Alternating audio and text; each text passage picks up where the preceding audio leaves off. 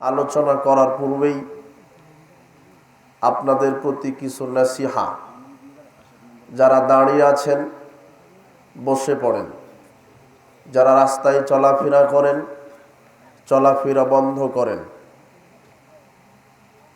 যারা অমনোযোগিতা দেখাচ্ছেন পরিহার করেন, যারা কথা বলছেন কথা বন্ধ করেন। আমরা যত সময় কথা বলি মনোযোগের সাথে, একনিষ্ঠতার সাথে, ভদ্রতার সাথে, শালীনতার সাথে, শিষ্টাচারের সাথে, মানুষের মতো নম্র ভদ্রতার সাথে আমাদের কথাগুলিকে মূল্যায়ন করেন। আল্লাহ, তুমি আজকের এই ওয়াজ মাহফিল আমাদের জন্য কবুল করো। বিচারের মাঠে আমাদের জন্য নাজাতের উসিলা হিসেবে কবুল করো। বলছিলাম আকীদা। মানুষের জীবনে সবচাইতে গুরুত্বপূর্ণ জিনিস হচ্ছে বিশুদ্ধ আকীদা। মানব জীবন পরিচালিত হয় আকীদার উপরে। আকীদা মানে দৃঢ় বিশ্বাস। আকীদা মানে দৃঢ় বিশ্বাস, যেই বিশ্বাসের ওপরে মানুষ তার জীবন পরিচালনা করে থাকে। যার আকীদা যেমন তার কর্ম তেমন। আকীদা ভ্রান্ত হলে কর্ম ভ্রান্ত হয়, কর্ম টিকে না। আকীদা শুদ্ধ হলে আমল শুদ্ধ হয়, আমল টিকে। আকীদা ভ্রান্ত হলে কর্ম নষ্ট হয়, পরিণামে পরকালে ক্ষতিগ্রস্ত হয়। আকীদা বিশুদ্ধ হলে মানুষের কর্ম বিশুদ্ধ হয়, পরকালে জান্নাত পেয়ে ধন্য হয়। কাজেই বিষয়টা আমরা অতীব গুরুত্বপূর্ণভাবে লক্ষ্য করে বিষয়টা আমরা বোঝার, মানার চেষ্টা করব। মানুষের জীবনে সবচাইতে গুরুত্বপূর্ণ জিনিস আকীদা, যার উপরে জান্নাত জাহান্নাম নির্ভর করে। যাদের আকীদা ভ্রান্ত তারা পরকালে ক্ষতিগ্রস্ত হবে। আল্লাহ সুবহানাহু ওয়া তাআলা বলছেন, ওয়া মা ইয়াকফুর বিল ঈমান ফাকাদ হাবিতা আমালুহু ওয়া হুয়া ফিল আখিরাতি মিনাল খাসিরিন। যারা ঈমানের সাথে কুফরি করবে, যাদের আকীদা ভ্রান্ত হবে, যারা ঈমানের সাথে কুফরি করবে, তাদের আমল কবুল করা হবে না, তাদের আমল ধ্বংস হয়ে যাবে, তারা পরকালে ক্ষতিগ্রস্তদের মধ্যে অন্তর্ভুক্ত হবে। অত্র আয়াত প্রমাণ করে মানুষের আকীদা যদি পচা হয়, নষ্ট হয়, তাহলে তার কর্ম আল্লাহ কবুল করবেন না, পরকালে তাকে ক্ষতিগ্রস্তদের অন্তর্ভুক্ত হতে হবে। আপনাকে ভ্রান্ত আকীদার ক্ষতিকর দিকগুলি একটু দেখাই। আবু হুরায়রা রাদিয়াল্লাহু আনহু বলছেন, রাসূল সাল্লাল্লাহু আলাইহি ওয়াসাল্লাম বলেছেন, আলা ইন্না ফিল জাসাদি মুদগা। শোনো, তোমরা সাবধান থাকো, মানুষের ভিতরে একটি গোশতের টুকরা রয়েছে। ইজা সালাহাত সালাহাল জাসাদু কুল্লু। যখন সেই টুকরাটি শুদ্ধ থাকে তার জীবনের সব কর্ম শুদ্ধ থাকে। ওয়াইজা ফাসাদাত ফাসাদাল জাসাদু কুল্লু। যখন সেই টুকরাটি নষ্ট হয় সব আমল নষ্ট হয়। আলা ওয়াহিয়াল কলব। সেটা হলো অন্তর, যার ওপর ভিত্তি করে মানুষ তার কর্মের নিয়াত করে। রাসূল সাল্লাল্লাহু আলাইহি ওয়াসাল্লাম বলছেন, ইন্নামাল আমালু বিন্নিয়াত। সব কাজটা নির্ভর করে নিয়াতের ওপরে। যে যেরকম নিয়াত করবে ফল সেরকম পাবে। যদি আপনার নিয়ত সহি হয় আমল সহি হবে, যদি নিয়ত ভ্রান্ত হয় আমল ভ্রান্ত হবে, পরকালে আপনি ক্ষতিগ্রস্তদের অন্তর্ভুক্ত হবেন। আবু সাঈদ খুদরি রাদিয়াল্লাহু আনহু বলেন, আমি রাসূল সাল্লাল্লাহু আলাইহি ওয়াসাল্লামকে বলতে শুনেছি, তিনি বলেছেন, ইয়াখরুজু ফীকুম কওমুন, তোমাদের ভিতরে কিছু জাতি কওম বের হবে, তাহকিরুনা সালাতাকুম মা সালাতিহিম, যারা তোমাদের সালাতকে তাদের সালাতের চাইতে তুচ্ছ নগণ্য মনে করবে। ওয়া সিয়ামাকুম মা সিয়ামিহিম, তোমাদের সিয়ামের চাইতে তাদের সিয়ামের চাইতে তোমাদের সিয়ামকে তারা তুচ্ছ মনে করবে। ওয়া আমালাকুম মা আমালিহিম, তোমাদের কর্ম তাদের কর্মের চেয়ে তুচ্ছ গণ্য করবে। ইয়াকরাউনাল কোরআন, তারা কোরআন তেলাওয়াত করবে। লা ইউজাইজু হানাজিরাহুম, তাদের কণ্ঠনালী অতিক্রম করবে না। ইয়ামরুকুনা মিনাদ-দ্বীন কামা ইয়ামরুকুস সাহমু মিনার রামিয়া, ওরা দিন ইসলাম থেকে ওইভাবে বের হয়ে যাবে যেমন শিকার ভেদ করে তীর বের হয়ে যায়। উল্লেখিত বুখারী মুসলিমের হাদিস প্রমাণ করে মানুষ কিছু থাকবে যারা মুসলিমদের মতোই সালাত আদায় করবে, সিয়াম পালন করবে, কোরআন তেলাওয়াত করবে, যাকাত প্রদান করবে, হজ করবে, কিন্তু তাদের আমল কবুল হবে না, তাদের ঈমানটা কণ্ঠনালী পর্যন্ত পৌঁছবে না, তাদের আমলটা মাথা অতিক্রম করবে না। অত্র হাদিস দ্বারা বোঝা যায় মানুষ আমল করে আমল ক্ষতিগ্রস্ত হবে যদি তার আকীদা ঠিক না থাকে, যদি আকীদা ভ্রান্ত হয়, যদি শিরকি আকীদা লালন করে মানুষ কর্ম করে, তাহলে বিচারের মাঠে সে ক্ষতিগ্রস্তদের অন্তর্ভুক্ত হবে। আর যদি আকীদা সহি হয় তাহলে কম আমল করেও জান্নাতে যাওয়া যায়। আকীদা ভ্রান্ত হলে পাহাড় পরিমাণ আমল করেও জান্নাত হবে না, আর আকীদা সহি হলে অল্প আমলেই জান্নাত হবে। দলিল, আবু হুরায়রা রাদিয়াল্লাহু আনহু বলেন, রাসূল সাল্লাল্লাহু আলাইহি ওয়াসাল্লামের কাছে আন্না আরাবিয়ান আতান নবী সাল্লাল্লাহু আলাইহি ওয়াসাল্লাম, এক গ্রাম্য ব্যক্তি রাসূল সাল্লাল্লাহু আলাইহি ওয়াসাল্লামের নিকটে গিয়ে বললেন, দুল্লানি আলা আমালিন ইযা আমিলতুহু দাখালতুল জান্নাহ। ইয়া রাসূলুল্লাহ, আপনি আমাকে এমন কিছু আমলের কথা বলেন যে আমলগুলি করলে আমি জান্নাতে যেতে পারি। রাসূল সাল্লাল্লাহু আলাইহি ওয়াসাল্লাম তাকে বললেন, তা'বুদুল্লাহ, রমাদানের সিয়াম পালন করো। লোকটি বলছেন, ইয়া রাসূলুল্লাহ, ওয়াল্লাযী নাফসি বিয়াদিহি লা আযীদু আলা হাজা, আল্লাহর কসম করে বলছি যে আল্লাহর হাতে আমার সত্তা রয়েছে, এর চাইতে আমি বেশি কোনো আমল করব না। ফালাম্মা ওয়াল্লা, লোকটি এই কথা বলে যখন যেতে লাগলেন, রাসূল সাল্লাল্লাহু আলাইহি ওয়াসাল্লাম সাহাবীদেরকে বলছেন, মান সাররাহু আইয়ানজুরা ইলা রাজুলিন মিন আহলিল জান্নাহ ফালয়ানজুর ইলা হাযা। সাহাবীগণ শোনো, তোমরা যদি কোনো জান্নাতি মানুষকে দেখে আনন্দিত হতে চাও, এই লোকটার দিকে দেখো, যেই লোকটা আমার নিকট থেকে চলে গেল, এই লোকটা জান্নাতি লোক। লোকটি কোনো আমল করেনি, শুধু আমল করবে এই স্বীকৃতি দিয়েছে, শুধু ফরজ ইবাদতগুলি করবে, জান্নাত হবে। অত্র হাদিস প্রমাণ করে যদি আপনার আকীদা সহি হয়, অল্প আমল করেও জান্নাতে যাওয়া সম্ভব। আর যদি আকীদা পরিষ্কার না হয়, মানহাজ যদি ঠিক না থাকে, আমলে যদি শিরক থাকে, আমলে যদি বিদআত থাকে, রাসূল সাল্লাল্লাহু আলাইহি ওয়াসাল্লাম সাহাবায়ে কেরামের মতো যদি সহি মানহাজের উপরে ভিত্তি করে যদি আপনি আমল সম্পাদন না করেন, তাহলে আপনার আমল কবুল হবে না, বিচার মাঠে ক্ষতিগ্রস্তদের অন্তর্ভুক্ত হবেন। আনাস রাদিয়াল্লাহু আনহু বলছেন, যা সালাসাতু রাহাতিন ইলা বুয়ুতি আজওয়াজিন নবী সাল্লাল্লাহু আলাইহি ওয়াসাল্লাম, রাসূল সাল্লাল্লাহু আলাইহি ওয়াসাল্লামের স্ত্রীগণের নিকটে তিনজন লোক গিয়ে বলছেন, ইয়াসআলুনা আন ইবাদাতিন নবী সাল্লাল্লাহু আলাইহি ওয়াসাল্লাম, স্ত্রীগণকে বলছেন তিনজন লোক, যা আমাদের নবীর ইবাদত কেমন ছিল। ফালাম্মা উখবিরু, যখন বলা হলো এই এই ছিল কর্ম, কান্নাহুম তাকাল্লুহা, তিনজন ব্যক্তি বলছে এটা আমরা কম মনে করলাম। ওয়াইনা নাহনু মিনান নবী সাল্লাল্লাহু আলাইহি ওয়াসাল্লাম, কাদ গুফিরা লাহু মা তাকাদ্দামা মিন যামবিহি ওয়া মা তাআখার। আমাদের বেশি করতে হবে, রাসূল সাল্লাল্লাহু আলাইহি সাল্লামের কম করলে চলে কেন?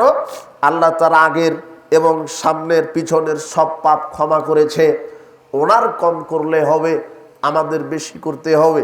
ওয়াকালা আখার ওয়াকালা আহাদুহুম, তিনজনের একজন বলল, ওয়াল্লাহি আমা ইন্নী উসাল্লিল লাইলা আবাদা, আমি সারা রাত সালাত আদায় করব, ঘুমাবো না।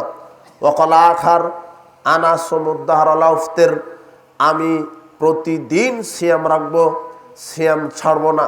ওয়াকালা আখার, তৃতীয় জন বললেন, আনা আতাজিলুন নিসা ফালা আতাজাওয়াজু আবাদা, আমি বিবাহ করব না, বিবাহ করলে সন্তান হবে, সংসারে ব্যস্ততা বেড়ে যাবে, ইবাদতে ঘাটতি হবে, বিবাহ করব না।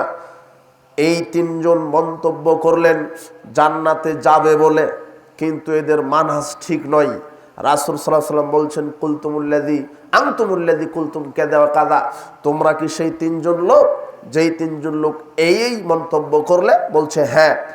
তখন রাসূল সাল্লাল্লাহু আলাইহি ওয়াসাল্লাম বলছেন, আল্লাহে ইন্নী আখশাকুম লিল্লাহি ওয়া আতকাকুম লাহু। শোনো, পৃথিবীতে, জমিনের নিচে, পৃথিবীর উপরে আমার চাইতে বড় আল্লাহ ভীরু পরহেজগার দ্বিতীয় কোনো মানুষ নাই। লাকিন্নী আসুমু আফতির, এরপরও আমি সিয়াম রাখি, সিয়াম ছেড়ে দিই। ওসাল্লি ওয়ারকুদু, আমি সালাত আদায় করি, রাতে ঘুমিয়ে যাই। আতাজাওয়াজুন নিসা, আমার স্ত্রী আছে। ফামান রাগিবা আন সুন্নতি ফালাইসা মিন্নি, যে আমার নীতি, আমার পদ্ধতি, আমার মানহাজ, আমার শরীয়তের উল্টা গিয়ে বেশি আমল করুক আর কম আমল করুক, তার আমল গৃহীত হবে না, সে আমার উম্মত হওয়ার যোগ্যতায় রাখে না। অত্র হাদিস প্রমাণ করে আমল যদি বেশিও হয় আর আকীদা মানহাজ যদি ঠিক না থাকে, তাহলে আমল কবুল হবে না। আর আমল যদি কম হয় কিন্তু আকীদা মানহাজ যদি ঠিক থাকে, তাহলে আমল কবুল হবে। বিশুদ্ধ আকীদার প্রতিদান। আবু হুরায়রা রাদিয়াল্লাহু আনহু বলেন, রাসূল সাল্লাল্লাহু আলাইহি ওয়াসাল্লাম বলেছেন, রাজুলুন লাম ইয়ামাল হাসানাতুন কাত্ত, এক ব্যক্তি ছিল কোনোদিন ভালো আমল করেনি। এক ব্যক্তি ছিল আসরাফা রাজুলিন আলা নাফসিহি, নিজের উপরে জুলুম করেছে, পাপ আর পাপ করেছে। লোকটি তার ছেলেদেরকে বলছে, ফালাম্মা মাতা, যখন আমি মারা যাব, হারিকুহু, আমাকে জ্বালিয়ে দিও, যখন আমি মারা যাব আমাকে জ্বালিয়ে দিও। কেন? লাইন কাদার আল্লাহু আলাইহি লাইউআযযিবান্নাহু আযাবান লাইউআযযাবা আহাদাম মিনাল আলামিন, যদি আল্লাহ আমাকে ধরতে পারে তাহলে আমার চাইতে বেশি কাউকে শাস্তি দিবে না। আমাকে পুড়িয়ে সুম্মাজরু নিসফাউ ফিল বাহারে ওয়া নিসফাউ ফিল বাররে, অর্ধেক ছাই মাটিতে অর্ধেক ছাই পানিতে ফেলে দিও। তার সন্তানেরা তাই করলো। যখন মারা গেল পুড়িয়ে, ছাই অর্ধেক পানিতে অর্ধেক মাটিতে ফেলে দিল। আল্লাহ সুবহানাহু ওয়া তাআলা বলছেন, সাগরকে বলছেন, মা জামা মা ফিহে, ছাইগুলো একত্রিত করো। স্থল বন্দরকে বলছে, ছাইগুলি একত্রিত করো। করার পরে আল্লাহ সুবহানাহু ওয়া তাআলা তাকে পুনরায় সৃষ্টি করে বলছেন, লেমা ফালতা হাদা, তুমি এই কর্ম কেন করলে? লোকটি বলছে, মিন খাশিয়াতিক, আপনার ভয়, ওয়া আনতা আলামু, আর আপনিই ভালো জানেন। তখন আল্লাহ সুবহানাহু ওয়া তাআলা গাফারা লাহু, এই ব্যক্তির আকীদা পরিষ্কার থাকার কারণে পাপ কত দেখলেন না, সে একমাত্র তাওহীদের উপরে আল্লাহকে ভয় করেছিল, তাই আল্লাহ তার সব পাপকে ক্ষমা করে দিলেন। অত্র হাদিস প্রমাণ করে, যদি আপনার আকীদা সহি থাকে, শিরক যুক্ত আকীদা যদি না থাকে, তাওহীদি আকীদা যদি থাকে, আকীদা যদি বিশুদ্ধ থাকে, আল্লাহ পাপ ক্ষমা করবেন। আল্লাহ বিচার মাঠে পাপ পরে দেখবেন, আগে আপনার তাওহীদ দেখবেন। পাপ পরে, আগে তাওহীদ। যার তাওহীদ আল্লাহ গ্রহণ করবেন, যার আকীদা বিশুদ্ধ, আল্লাহ তার পাপকে ক্ষমা করবেন। অত্র আজকের ওয়াজ মাহফিলে আপনাকে আল্লাহ সম্পর্কে তাওহীদে রুবুবিয়্যাহ, তাওহীদে উলুহিয়্যাহ, তাওহীদ আসমা ও সিফাত, তিনটি তাওহীদ সম্পর্কে আমাদের আকীদা ক্লিয়ার করতে হবে। এরপরে রাসূল সাল্লাল্লাহু আলাইহি ওয়াসাল্লাম সম্পর্কে আকীদা ক্লিয়ার করতে হবে। তারপরে ভ্রান্ত ভণ্ড পীরদের ব্যাপারে আমাদের আকীদা ক্লিয়ার করতে হবে। এই কয়েকটি পয়েন্টে আমরা আলোচনা করব ইনশাআল্লাহ। প্রথমে আপনাকে বোঝাতে চাচ্ছি যে বিশুদ্ধ আকীদার অফুরন্ত নিয়ামত, অফুরন্ত প্রতিদান। যদি আপনার আকীদা সহি থাকে তাহলে প্রতিদান জান্নাত। আল্লাহ বিচার মাঠে পাপ পরে দেখবেন, আকীদা তাওহীদ মানহাজ আগে দেখবেন। আব্দুল্লাহ বিন আমর রাদিয়াল্লাহু আনহু বলেন, রাসূল সাল্লাল্লাহু আলাইহি ওয়াসাল্লাম বলেছেন, ইন্নাল্লাহা সায়ুখাল্লিসু রাজুলাম মিন উম্মতি আলা রাউসিল খালাইক ইয়াউমাল কিয়ামা। বিচারের মাঠে একজন মানুষকে উপস্থিত করা হবে। ফায়ানশুরু আলাইহি তিসআতানা সিজিল্লান, যেই মানুষের পাপের খাতা খোলা হবে 99টি ভলমে। কুল্লু সিজিল্লিন মিসলু মাদ্দিল বাসার, এক একটা পাপের খাতা পাতা তার চোখের দৃষ্টি যত দূর যাবে তত দূর পর্যন্ত চলে যাবে। আল্লাহ সুবহানাহু ওয়া তাআলা তাকে বলবেন, আতুনকিরু মিন হাযাস শায়া, এই যে 99টি খাতাতে তোমার পাপ আর পাপ, এগুলি কি তুমি অস্বীকার করবে? ফায়াকুলু লা ইয়া রাব্বি, লোকটি তখন বলবে, না আমি অস্বীকার করছি না। আযালামাকা কাতাবাতিল হাফিদিন, আমার ফেরেশতারা কি জুলুম করে লিখেছে? আমার ফেরেশতারা কি অন্যায়ভাবে লিখেছে? লোকটি বলবে না। এরপরে আল্লাহ বলবেন, আফালাকা উযরুন, তোমার কি ওজর আছে? কোনো আপত্তি আছে? কোনো ওজর পেশ করবা? লোকটি বলবে না। আল্লাহ সুবহানাহু ওয়া তাআলা বলছেন, তোমার কি কোনো নেকি আছে? তো না। আল্লাহ তখন বলবেন, ইনদানা হাসানাতান, ক্বালা বালা, হ্যাঁ একটা নেকি তোমার আমাদের কাছে সংরক্ষিত আছে। ফাতুখরাজু বিতাকা, লোকটিকে আল্লাহ গোপনে ডেকে নিয়ে একটা চিরকুট দিবেন, একটা খাতার পাতা দিবেন, ছোট্ট একটা চিরকুট। ফিহা আশহাদু আল্লা ইলাহা ইল্লাল্লাহু ওয়া আন্না মুহাম্মাদান আবদুহু ওয়া রাসূলুহু, সেখানে তাওহীদের উপরে লোকটি টিকে ছিল, এই কালেমাটা লেখা আছে। ফায়াকুল হুজুর ওয়াসদাক, আল্লাহ বলবেন, এই চিরকুটটি নিয়ে তুমি মিজানের পাল্লার নিকটে উপস্থিত হয়েও।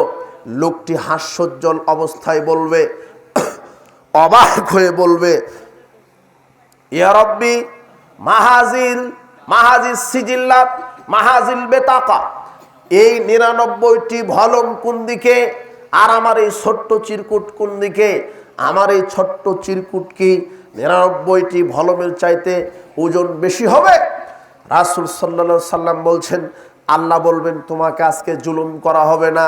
ফাতুজাউ সিজিল্লাতু ফি কিফাতিন ওয়াল বেতাকাতু ফি কিফাতিন, এক পাল্লাতে, নেকির পাল্লাতে ওই ছোট্ট চিরকুট উঠিয়ে দেওয়া হবে, আর পাপের পাল্লাতে 99টি পাপের খাতা চাপিয়ে দেওয়া হবে। ফাতাশাতিস সিজিল্লাত ওয়া সাকুলাতিল বেতাকা, আল্লাহ সুবহানাহু ওয়া তাআলা এই 99টি পাপের খাতার চাইতে একটা চিরকুটের নেকির ওজন আল্লাহ ভারী বেশি করে দিবেন। কেন? সেখানে লেখা ছিল সে কারোর সাথে শিরক করেনি, আল্লাহকে অপমান করেনি, আল্লাহর মর্যাদার হানি করেনি, তার সার্বিক জীবনে আল্লাহর তাওহীদকে মেনে নিয়েছিল, ইবাদতের যোগ্য হিসেবে আল্লাহকে স্বীকৃতি দিয়েছিল। যদি আপনার আকীদা তাওহীদ যদি ঠিক থাকে, আল্লাহ বিচার মাঠে পাপ পরে দেখবেন, তাওহীদ আগে দেখবেন।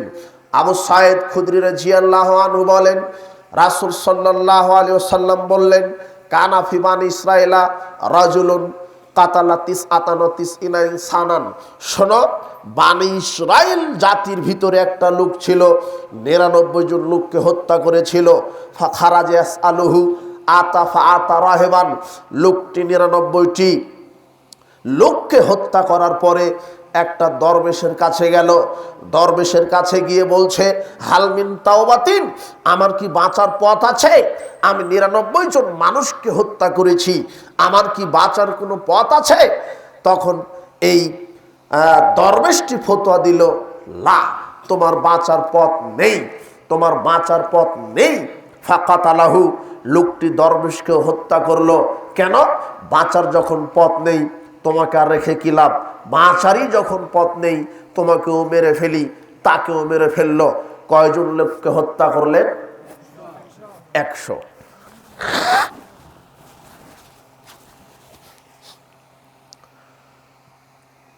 ফাজালা ইয়াসআলু, এরপরে লোকটি আবার আর এক ব্যক্তির নিকটে জিজ্ঞাসা করলেন। পাপ যে ক্ষমা হবে না এইরকম আশা ছাড়েননি। ১০০ জন লোককে হত্যা করার পরেও লোকটি পথ খুঁজতেছে কিভাবে আল্লাহর ক্ষমা পাওয়া যায়। এমন একটা ব্যক্তির কাছে গিয়ে জিজ্ঞাসা করলো। লোকটি বলছে, উতিকারিয়াতা কেদা কাদা, অমুক গ্রামে যাও, অমুক ব্যক্তির নিকটে জিজ্ঞাসা করো, কোনো পথ হতে পারে। লোকটি আশা নিয়ে পাপ ক্ষমা হবে এই আশা নিয়ে ওই ব্যক্তির নিকটে যাচ্ছে, ওই এলাকায় যাচ্ছে। ফাদরাকাহুল মউত, যেতেই মৃত্যু চলে এসেছে।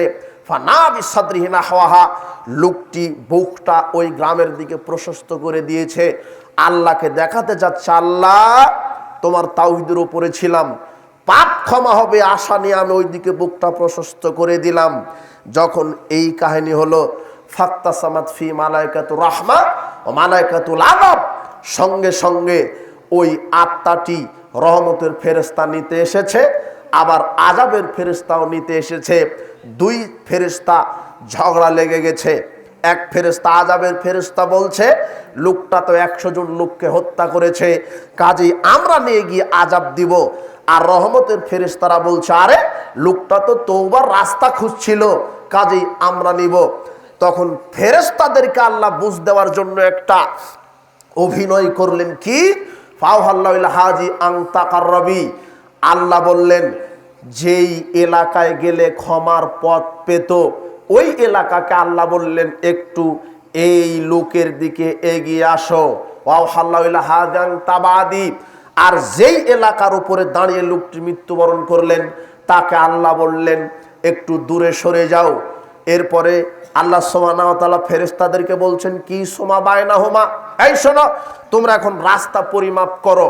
যদি লোকটা ক্ষমার আশায় যে এলাকায় যাচ্ছে ওই দিকে যদি বেশি হয় তাহলে এর আত্মাটা নেবে রহমতের ফেরেশতা।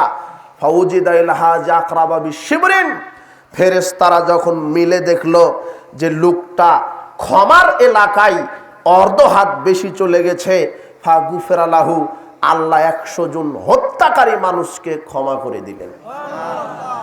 অত্র হাদিসগুলি প্রমাণ হয় যদি মানুষের তাওহীদ ঠিক থাকে মানুষের পাপ ক্ষমা হবে। যদি মানুষ শিরকি আকীদা ধারণ করে পাপ ক্ষমা হবে না, ঈমান নষ্ট হবে, ইসলাম থেকে বের হয়ে যাবে। বড় শিরক করলে আপনাকে কয়েকটা বিশুদ্ধ আকীদার অফুরন্ত নিয়ামত শুনিয়ে দিলাম কয়েকটি হাদিস থেকে। যদি আপনি তাওহীদের উপরে টিকে থাকেন, নূহ আলাইহিস সালাম মৃত্যুর সমতে তার 2 জন ছেলেকে ডেকে বলছেন, ইন্না নূহান আলাইহিস সালাম লাম্মা হাজারাতুল ওয়াফাত, নূহ আলাইহিস সালাম যখন মৃত্যুর সময় উপস্থিত হয়েছে, দাব নাই হে, তার 2 সন্তানকে ডেকে বলছেন, শোনো, আমুরকুমা বিসনাতাইন ওয়ানহাকুমা আনিসনাতাইন, আমি তোমাদেরকে 2টি বিষয়ে নিষেধ করে যাচ্ছি, 2টি বিষয়ের উপরে দৃঢ়ভাবে থাকতে বলছি, দৃঢ়ভাবে কায়েম থাকতে বলছি। 2টি বিষয় কি? আনহাকুমা আনিশ শিরকল কিবরে, 2টি বিষয় তোমরা পরিহার করে চলবা। কোনোদিন আল্লাহর সাথে শিরক করবা না, কোনোদিন অহংকার করবা না। এই 2টা পাপ মানুষকে জাহান্নামে নিয়ে যায়। ওয়ামরুকুমা, আর আমি তোমাদেরকে 2টা উপদেশ দিচ্ছি, কি? লা ইলাহা ইল্লাল্লাহ, এর ওপরে কায়েম থাকো, সুবহানাল্লাহি ওয়া বিহামদিহি, আর এই জিকিরটা বেশি বেশি করো।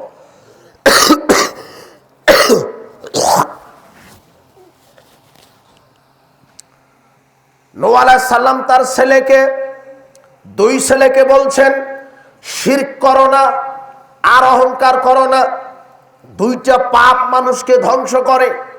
এরপর উপদেশ দিতে গিয়ে বলছেন লা ইলাহা ইল্লাল্লাহর উপরে কায়েম থাকো আর সুবহানাল্লাহি ওয়া বিহামদিহি, এই তাসবিহ বেশি বেশি পাঠ করো।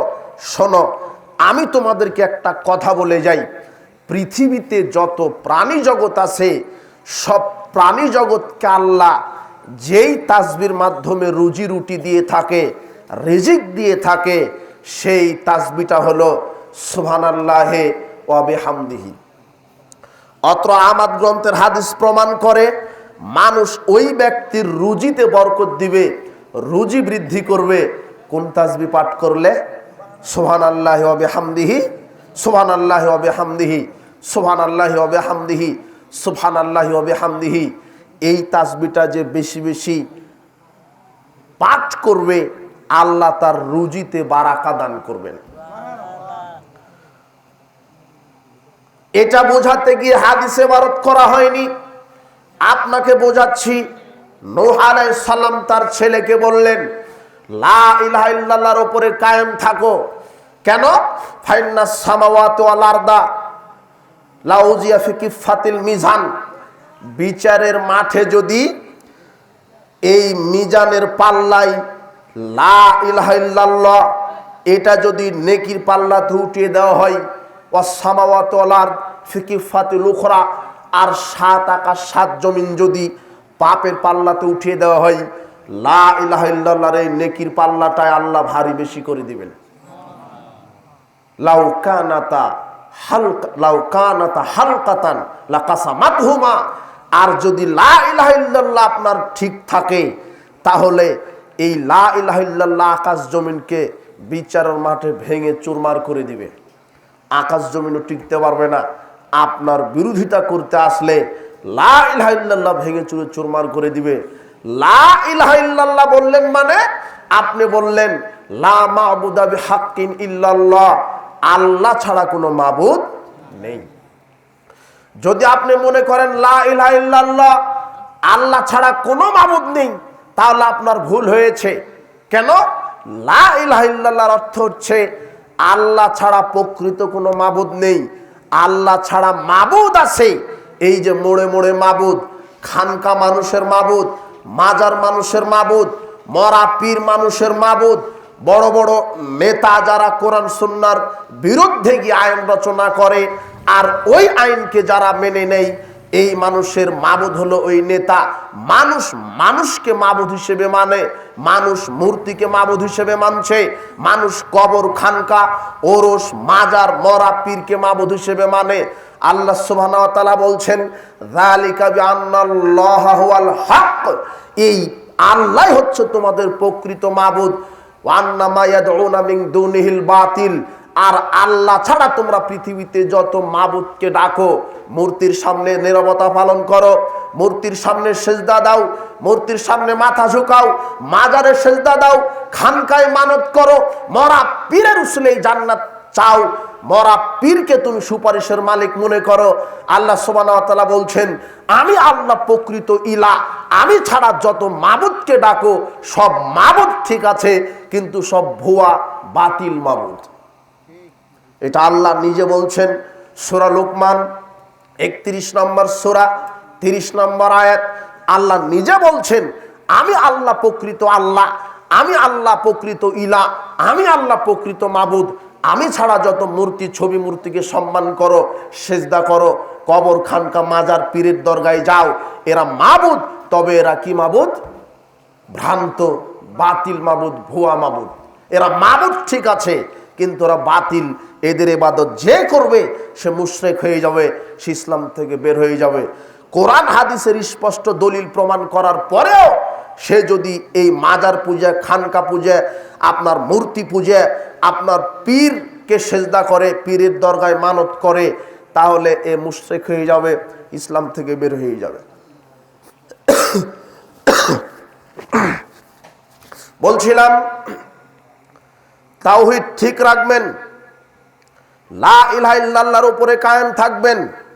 লা ইলাহা ইল্লাল্লাহ মানে নেই কোনো প্রকৃত মাবুদ। নেই কোনো প্রকৃত আইনদাতা, নেই কোনো প্রকৃত বিধানদাতা, নেই কোনো প্রকৃত রাজ্জাক, নেই কোনো প্রকৃত তৌবাকারী, নেই কোনো প্রকৃত পাপ ক্ষমাকারী, নেই কোনো প্রকৃত আইনদাতা। এর ওপরে যেটা কায়েম থেকে যারা মেনে চলবে এরাই তাওহীদের ওপরে জীবন পরিচালনা করতে পারবে। দুর্ভাগ্যজনক সত্য, মানুষ সালাত আদায় করে আল্লাহর বিধানে, সিয়াম পালন করে আল্লাহর বিধানে, হজ করে আল্লাহর বিধানে, কিন্তু রাজনীতিতে এই দেশের মানুষ বস্তা পচা একেবারে নর্দমার কীট ইহুদি খ্রিস্টানের নীতিকে মেনে নিয়ে রাজনীতি করছে। এরা ইসলামকে বুঝতে পারে না। ওরা মনে করেছে সালাত আদায় করা এটাই তাওহীদ। জি না, তাওহীদ মানে আপনার জীবনে সর্বক্ষেত্রে একমাত্র আল্লাহর বিধানকে কায়েম করবেন, সালাত আদায় করবেন যার বিধানে, আপনাকে রাজনীতিও করতে হবে তার বিধানে, সালাত আদায় করবেন যার বিধানে, অর্থনীতি পরিচালনা করতে হবে তার বিধানে, সালাত আদায় করবেন যার বিধানে, সমাজ পরিচালনা করতে হবে তার বিধানে। কিন্তু এই দেশের হাজারো লক্ষ কোটি মুসলিম এই আল্লাহর বিধানে সালাত আদায় করার পরেও এরা যখন সমাজ, রাষ্ট্র এবং ব্যক্তিকে পরিচালনা করতে যাচ্ছে, তখন ইহুদি খ্রিস্টানের এই বস্তা পচা নর্দমার দুর্গন্ধযুক্ত এই তন্ত্রমন্ত্রের লালনার শিকার হয়ে হাজার লক্ষ কোটি মানুষ এরা ঈমান থেকে, ইসলাম থেকে বের হয়ে যাচ্ছে। এরা সঠিক ইসলাম বুঝতে পারেনি। তাওহীদকে ধারণ করতে হবে সার্বিক জীবনে। একজন মানুষের জীবন অনেক দিক এবং বিভাগ থাকবে। ব্যবসা করবে আল্লাহর বিধানে, অর্থনীতি চালাবে আল্লাহর বিধানে, সমাজ পরিচালনা করবে আল্লাহর বিধানে, সালাত আদায় করবে যেইভাবে আল্লাহর বিধানে। আপনাকে এখন তাওহীদের উপরে কয়েকটি বিষয় বলতে চাচ্ছি। যেহেতু মানুষের আকীদা ভ্রান্ত হয়ে গেছে, আল্লাহর তাওহীদের উপরেই বেশি। তাওহীদ তিন প্রকারের: তাওহীদে রুবুবিয়্যাহ, তাওহীদে আসমা ও সিফাত, তাওহীদে উলুহিয়্যাহ। তাওহীদে রুবুবিয়্যাহ এর ব্যাপারে মানুষের ভ্রান্ত আকীদা কি? রব, আল্লাহকে রব হিসেবে মেনে নেওয়াই তাওহীদে রুবুবিয়্যাহ। রব মানে প্রতিপালনকারী, আইনদাতা, বিধানদাতা, রিজিকদাতা, ক্ষমাকারী, তৌবাকারী, জান্নাত দাতা, জাহান্নাম দাতা একমাত্র কে? আল্লাহ। আমার পাপ ক্ষমা করতে পারেন আল্লাহ, আমার তৌবা ক্ষমা করতে পারেন আল্লাহ, আমার তৌবা কবুল করতে পারে আল্লাহ, আইন প্রণয়ন করতে পারে কে? আল্লাহ। বিধানদাতা কে? আল্লাহ। তাওহীদে রুবুবিয়্যাহ এদেশের মানুষ বুঝতে পারেনি, শুধু মনে করেছে যে সালাত আর গোসল, অজু গোসল করে 5 ওয়াক্ত সালাত আদায় করার নাম তাওহীদ। জি না, এদেশের মানুষ তাওহীদকে বুঝতে পারেনি। বৈষয়িক জীবন এবং ধর্মীয় জীবন দুইটাকে আলাদা করেছে। অথচ ইসলামে কোনো দ্বিমুখী জীবন নেই, একমুখী জীবন। বৈষয়িক জীবনেও আল্লাহর বিধান, ইসলামিক জীবনে, শারী জীবনে, ধর্মীয় জীবনে যে আল্লাহর বিধান আছে, সালাতে আল্লাহর বিধান, সিয়ামে আল্লাহর বিধান যেমন আছে, যাকাতে আল্লাহর বিধান যেমন আছে, কোরআন তেলাওয়াতে যেমন আল্লাহর বিধান আছে, তাসবিহ তাহলিলে যেমন আল্লাহর বিধান আছে, আপনার ওযু করার সময় আল্লাহর বিধান আছে, খেতে যাওয়ার সময় আল্লাহর বিধান আছে, পেশাব পায়খানায় যাওয়ার সময় যেমন আল্লাহর বিধান আছে, ঘুমাতে যাওয়ার সময় যেমন আল্লাহর বিধান আছে, ঘুম থেকে উঠার সময় যেমন আল্লাহর বিধান আছে, পোশাক গায়ে দেওয়ার সময় যেমন আল্লাহর বিধান আছে, স্ত্রীর নিকটে যাবেন সেখানেও আল্লাহর বিধান যেমন আছে, ঠিক রাজনীতি করবেন কিভাবে সেখানেও কার বিধান আছে? আল্লাহর। এদেশের মানুষ খায় আল্লাহর বিধানে, ঘুমাতে যায় আল্লাহর বিধানে, ঘুম থেকে উঠে আল্লাহর বিধানে, সালাত আদায় করে আল্লাহর বিধানে, যাকাত দেয় আল্লাহর বিধানে, হজ করে আল্লাহর বিধানে। এই ধর্মীয় জীবনে শুধু আল্লাহকে মানে, কিন্তু এক শ্রেণীর এই সেকুলার এরা বিশ্বাস করে ধর্মীয় জীবনকেই শুধু আল্লাহকে মানতে হবে, বৈষয়িক জীবনের ব্যাপারে কোনো জিজ্ঞাসা লাগবে না। তাই এরা সালাত সিয়ামে আল্লাহর বিধান মানে, কিন্তু রাজনীতি, অর্থনীতি ইহুদি খ্রিস্টানের বিধানে প্রতিপালন করে। এরা তাওহীদ বুঝতে পারেনি। এরা বৈষয়িক জীবন আর ধর্মীয় জীবনকে আলাদা করে চক্রে চক্রে পরিকল্পনায়, শয়তানের এই পরিকল্পনায় এরা ধর্মীয় জীবনকে বৈষয়িক জীবন থেকেও ধর্মকে এরা আলাদা করতে চায়। কেন? এই অধিকাংশ সেকুলার এদের আকীদা যে আল্লাহ শুধু সালাত সিয়ামের হিসাব নিবে, কিন্তু বৈষয়িকতার নামে আমি রাজনীতি করছি এই ব্যাপারে হিসাব নিবে না, আমি রাষ্ট্রবিজ্ঞানী এই বিষয় হিসাব নিবে না, আমি অর্থনীতিবিদ এই বিষয় হিসাব নিবে না, আমি ডাক্তার, আমি কৃষক, আমি চাকরিজীবী এই বিষয়ে আল্লাহ হিসাব নিবে না। কেন? এগুলি বৈষয়িক জীবন। তাই তো এদের ভিতরে অন্যায়, অত্যাচার, জুলুম, নিষ্পেষণ, নিপীড়ন, দুর্নীতি, জেনা, ব্যভিচার, মদ পান, সুদ, ঘুষ, দুর্নীতি, মুনাফিকুরি সব এর ভিতরে আছে। আপনারা বলেন, যদি একটা মানুষের এই আকীদা হয় যে আল্লাহ শুধু ধর্মীয় জীবনকে সম্পর্কে বিচার মাঠে জবাবদিহি করবেন, কিন্তু বৈষয়িক জীবনে আমি ঘুষ খাবো, সুদ খাবো, জেনা করব, আল্লাহ হিসাব নিবেন না, বৈষয়িক জীবনে আমি দুর্নীতি করব, চুরি করব, এই বিশ্বাসের লোক যদি থাকে তাহলে দেশের অবস্থা কি? এই বিশ্বাসের লোক আছে বলেই দেশ আজকে জেনার রাজ্যে পরিণত হয়ে গেছে। এই বিশ্বাসের লোক আছে বলেই দেশ আজকে নাস্তিকদের আখড়া হয়ে গেছে। এই বিশ্বাসের লোক আছে বলেই দেশ আজকে গান বাজনার রঙ্গমঞ্চ হয়ে গেছে। এই বিশ্বাস আছে বলেই বাংলাদেশের 90% 95% মুসলিম দেশে কি করে একজন বিশ্ববিদ্যালয়ের প্রফেসর বলতে পারে যে বুরখা পরে আসা যাবে না? এই বিশ্বাস আছে বলেই এরা আল্লাহর বিধানকে কবর দেওয়ার সাহস পাচ্ছে।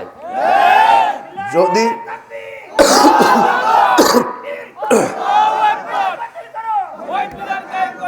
এই বিশ্বাসের লোক আছে বলেই এই সচিবালয়ে, সেক্রেটারিয়েটে, আপনার ইনকাম ট্যাক্স অফিসে, পাসপোর্ট অফিসে, ভিসা অফিসে, হসপিটালে এই ভোগবাদী, পুঁজিবাদী, এই সেকুলার নাস্তিক্যবাদীদের বিশ্বাস থাকার কারণে দেশটাকে এরা দুর্নীতি করে এরা ফতুর করে দিচ্ছে। এরা যখন বিশ্বাস স্থাপন করছে যে দুর্নীতি করলে আল্লাহর কাছে জবাব দিতে হবে না, জেনা করলে, গান বাজনা এগুলি বৈষয়িক ব্যাপার, কিন্তু এই পচা আকীদার কারণে আজকে বাংলাদেশের মুসলিম থাকার পরেও কয়েকটা নাস্তিকের এই শুক্রকীটের পরিকল্পনায় মনে হচ্ছে যে বাংলাদেশ আজকে ইহুদি খ্রিস্টানের রাজ্য হয়ে গেছে। এই জন্য তাওহীদ বুঝতে হবে। আল্লাহর বিধান বৈষয়িক ইসলামী জীবনে যেমন আল্লাহর বৈষয়িক জীবনে তেমন আল্লাহর বিধান আছে।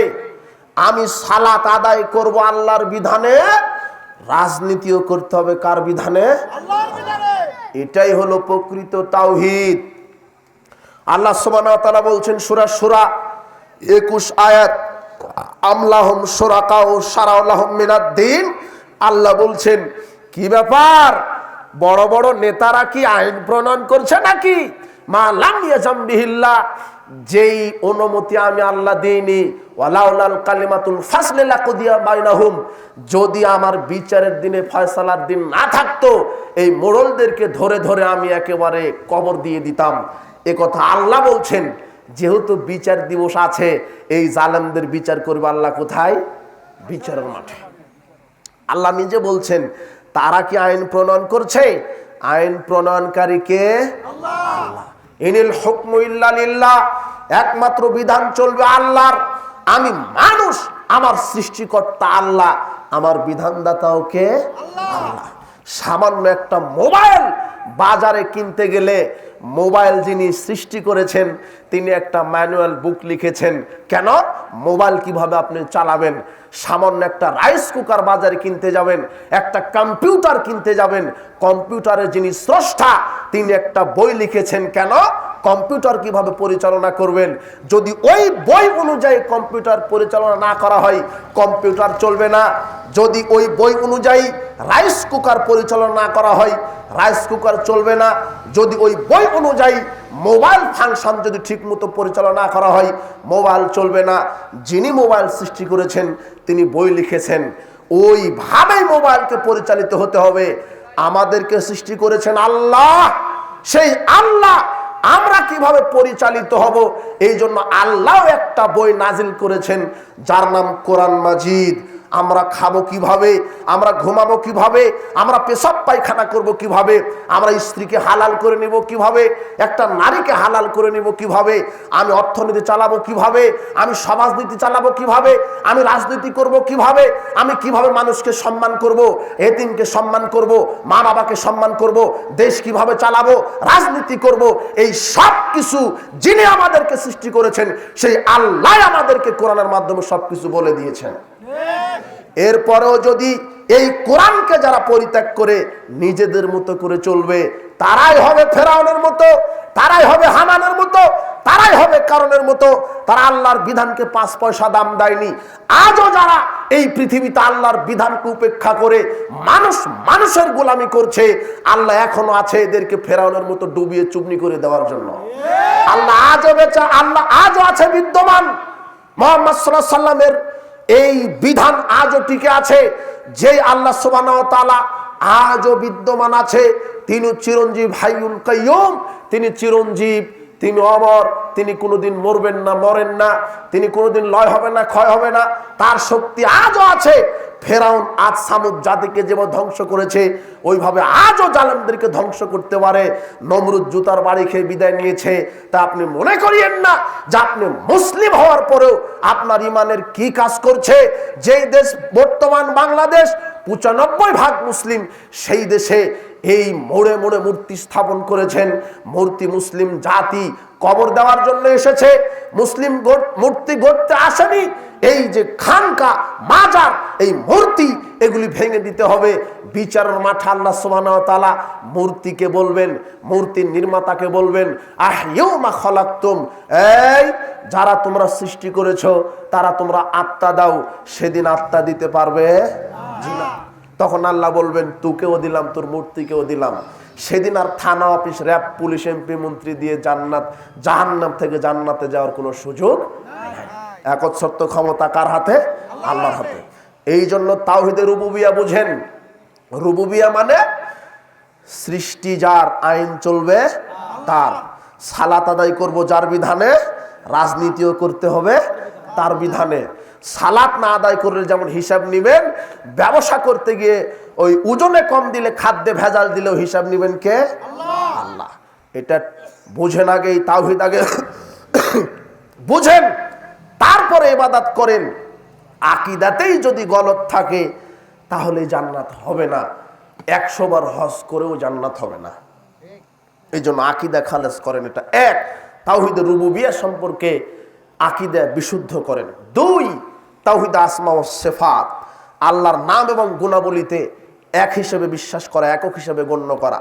আল্লাহ নিজেকে যেই নামে ভূষিত করেছেন আর যেই গুণে গুণান্বিত করেছেন তার উপরে একক গণ্য করা আল্লাহকে।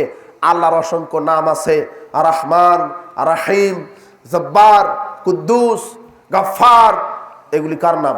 রাজ্জাক, এগুলি এক একটা কার নাম? গুণবাচক নাম। এই নামে বিশ্বাসী হতে হবে। তার অসংখ্য গুণ আছে, এই নামেই তাকে ডাকতে হবে। আল্লাহকে ডাকতে হবে তার গুণবাচক নাম দিয়ে। আল্লাহ সুবহানাহু ওয়া তাআলা বলছেন, ওয়ালিল্লাহিল আসমাউল হুসনা ফাদউহু বিহা, আমি আল্লাহর অনেক গুণ সম্পূর্ণ গুণবাচক নাম আছে, এই নামের মাধ্যমে ডাকো, আমার কাছে প্রার্থনা করো। আমি আল্লাহর অনেক গুণ আছে। আল্লাহর গুণ নিজেই কোরআনে উল্লেখ করেছেন। আল্লাহ তার হাতের কথা বলেছেন, পায়ের কথা বলেছেন, চোখের কথা বলেছেন, কানের কথা বলেছেন। আল্লাহ তার নিজের অস্তিত্বের প্রমাণ নিজেই দিচ্ছেন। যেহেতু তাওহীদ বিষয়ে বাংলার মানুষের আকীদা ভ্রান্ত বেশি, তাই তাওহীদের উপরে কয়েক মিনিট কথা বলছি। তাওহীদের রুবুবিয়্যাত আপনি বুঝেন। এরপরে তাওহীদ আসমা ওয়াস সিফাত। তাওহীদ আসমা ওয়াস সিফাত মানে আমাদের দেশের অনেক লোক বিশ্বাস করে আল্লাহ নিরাকার। এই ভ্রান্ত আকীদার লোক আছে না? আছে। আল্লাহ নিরাকার নন, আল্লাহর আকার আছে। তার পরিচয় আল্লাহ নিজেই দিচ্ছেন। আল্লাহ সুবহানাহু ওয়া তাআলা বলছেন, সূরা সাদ 38 নম্বর সূরা 75 নম্বর আয়াত, আল্লাহ বলছেন, ইয়া ইবলিস মা মানাকা আন তাসজুদা লিমা খালাকতু বিয়াদাইয়া, হে ইবলিস, আমি যে আদমকে আমার 2 হাতে তৈরি করলাম, সে আদমকে সেজদা দিতে তোমাকে কিসে বাধা দিল? আল্লাহ আদমকে কয় হাতে সৃষ্টি করেছেন? আল্লাহর হাত নাই? আহলে সুন্নাহ ওয়াল জামাতের আকীদা যারা নাজি ফিরকা, যারা মুক্তিপ্রাপ্ত দল, তাদের একটা আকীদা কোরআন সুন্নাহর প্রকাশ্য অর্থের অনুসারী হবে এবং কোরআন সুন্নাহ সালাফগণ যেভাবে বুঝেছে ওইভাবেই বুঝ গ্রহণ করবে। তারাই হচ্ছে নাজি ফেরকা। কোরআনে আল্লাহ যেভাবে বলেছেন ওইভাবেই বিশ্বাস করতে হবে, কোনরূপ পরিবর্তন বিকৃত করা যাবে না। আল্লাহ হাতের কথা বলেছেন, বিশ্বাস করতে হবে আল্লাহর হাত আছে। আল্লাহ সুবহানাহু ওয়া তাআলা ইহুদিদের বক্তব্য এইভাবে তুলে ধরেছেন, ওয়াকালাতিল ইয়াহুদু ইয়াদুল্লাহি মাগলুলাতুন। ইহুদিরা বলে আল্লাহর হাত বন্ধ হয়ে গেছে। গুল্লাত আইদিহিম, আল্লাহ বলছেন বরং ইহুদিদের হাত বন্ধ হয়েছে। ওয়ালাইনু বিমা ক্বালু, এই কথা বলার কারণে তারা অভিশপ্ত। বাল ইয়াদাহু মাবসুতাতানে, বরং আল্লাহর দুই হাত প্রশস্ত। আল্লাহর দুই হাত কি? প্রশস্ত। সূরা মায়েদা 5 নম্বর সূরা 64 নম্বর আয়াত। হাত আছে অর্থাৎ বিশ্বাস করতে হবে আল্লাহর হাত আছে। আবু হুরায়রা রাদিয়াল্লাহু আনহু বলেন, আবু মুসা আশআরী রাদিয়াল্লাহু আনহু বলেন, রাসূল সাল্লাল্লাহু আলাইহি ওয়াসাল্লাম বলেছেন, ইন্নাল্লাহ তাআলা ইয়াবসুতু ইয়াদাহু বিল-লাইলি লিয়াতুবা মুসিউন নাহারে। আল্লাহ তার দুই হাতকে প্রসারিত করেন রাতে, যারা দিনে পাপ করেছে তারা ক্ষমা চাইবে। ওয়ায়াবসুতু ইয়াদাহু বিল-লাইলি লিয়াতুবা মুসিউন নাহারে, রাতে প্রসার করেন, হাত প্রসারিত করেন, যারা দিনে পাপ করেছে ক্ষমা চাইবে। আল্লাহ দিনে হাত প্রসারিত করেন, যারা রাতে পাপ করেছে ক্ষমা চাইবে। হাত্তা তাতলু আশ-শামসু মিন মাগরিবিহা, এইভাবে আল্লাহ প্রতি রাত প্রতিদিন তার ক্ষমার দুই হাতটি প্রসারিত করে থাকেন। এইভাবে সূর্য যতদিন না পশ্চিমে না ডুববে ততদিন আল্লাহ তার ক্ষমার দুটি হাত প্রশস্ত করে রাখবেন। আল্লাহর হাত হাদিস থেকে প্রমাণিত হয়। কাজেই কোরআন সুন্নাহর প্রকাশ্য অর্থের অনুসারী হবেন। আল্লাহর হাত আছে। এবারে আসেন আল্লাহর পায়ের কথা। আল্লাহ সুবহানাহু ওয়া তাআলা সূরা কলাম 68 নম্বর সূরা 42 নম্বর আয়াতে বলছেন, ইয়াউমা ইয়াকশাফু আন সাকিউ ওয়া ইদআউনা ইলা সুজুদে ফালা ইয়াস্তাতিউন। বিচারের মাঠে আল্লাহ তার পায়ের গোছা প্রকাশ করবেন যাতে করে তাকে মানুষ সেজদা দিতে পারে, কিন্তু যারা এই দুনিয়াতে বেনামাজি ছিল তারা সেজদা দিতে পারবে না। সহিহ বুখারীর 4919 নম্বর হাদিস, আবু সাঈদ খুদরি রাদিয়াল্লাহু আনহু বলছেন, রাসূল সাল্লাল্লাহু আলাইহি ওয়াসাল্লাম বলেছেন, ইয়াউমা ইয়াকশিফু রাব্বুনা আন সাকিহি। বিচারের মাঠে আল্লাহ তার পায়ের গোছা প্রকাশ করবেন। কেন? ফায়াসজুদু লাহু কুল্লু মুমিন ওয়া মুমিনাতিন, যাতে করে প্রত্যেক নারী পুরুষ যারা মুমিন তারা যেন সেজদা দিতে পারে। ফায়াবকা মান কানা ইয়াসজুদু ফিদ দুনিয়া রিয়াআন ওয়া সুমআতান, যারা দুনিয়াতে মানুষকে দেখাবার জন্য সালাত আদায় করেছে রিয়া নিয়ে, ফায়াজহাবু লিয়াসজুদা, তারা সেজদা দিতে চেষ্টা করবে। ফায়াউদু যাহরু তাওয়াকান ওয়াহিদা, কিন্তু তাদের কোমরটা কাঠের মতো শক্ত হয়ে যাবে, তারা সেজদা দিতে পারবে না। কাজেই যারা সালাত আদায় করছেন, যে কোনো আমল করেন মানুষকে দেখাবার জন্য করবেন না, একমাত্র কাকে খুশি করার জন্য সালাত আদায় করতে হবে? আল্লাহকে। যারা সালাত আদায় করে না আর যারা সালাত আদায় করে কিন্তু মানুষকে দেখাবার জন্য, এই দুই গ্রুপই বিচার মাঠে আল্লাহকে সেজদা দিতে পারবে না। অত্র হাদিস প্রমাণ করে আল্লাহর পা আছে। রাসূল সাল্লাল্লাহু আলাইহি ওয়াসাল্লাম বলছেন, জাহান্নামে মানুষ দিতেই থাকবে। জাহান্নামে একের পর এক মানুষকে ফেলে দেওয়া হবে আর বলবে, জাহান্নাম হালিম তালাত, তুমি কি পরিপূর্ণ? ওয়াতাকুলু হাল মিন মাজিদ, জাহান্নাম বলবে, প্রতিপালক আরো কি কিছু আছে নাকি দাও। ফাম্মান্নারু ফালা তামতালিউ, জাহান্নাম বলবে, আমি এখনো পরিপূর্ণ হইনি। হাত্তা ইয়াজাল্লাহু রিজলাহু, যতক্ষণ না আল্লাহ তার পা ঢুকিয়ে না দিবেন। এই যে বুখারী মুসলিমের হাদিস, আল্লাহর পা আছে না নাই? আছে। আল্লাহর পা আছে, হাত আছে, পা আছে। কোরআন হাদিসে আল্লাহ স্পষ্ট করেছেন, ওইভাবেই আমাদেরকে বিশ্বাস করতে হবে।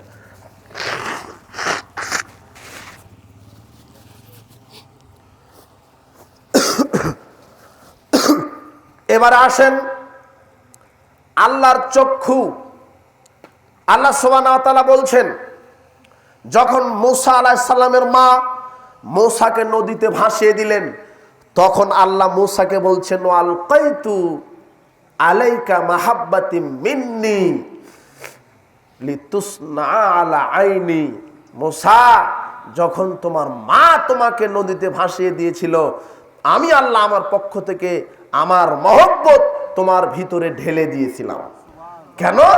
লিতুসনা আলা আইনি, যাতে করে তুমি আমার চোখের সামনে বড় হতে পারো। কার চোখের সামনে? আল্লাহর চোখ নাই? আছে, আল্লাহর চোখ আছে।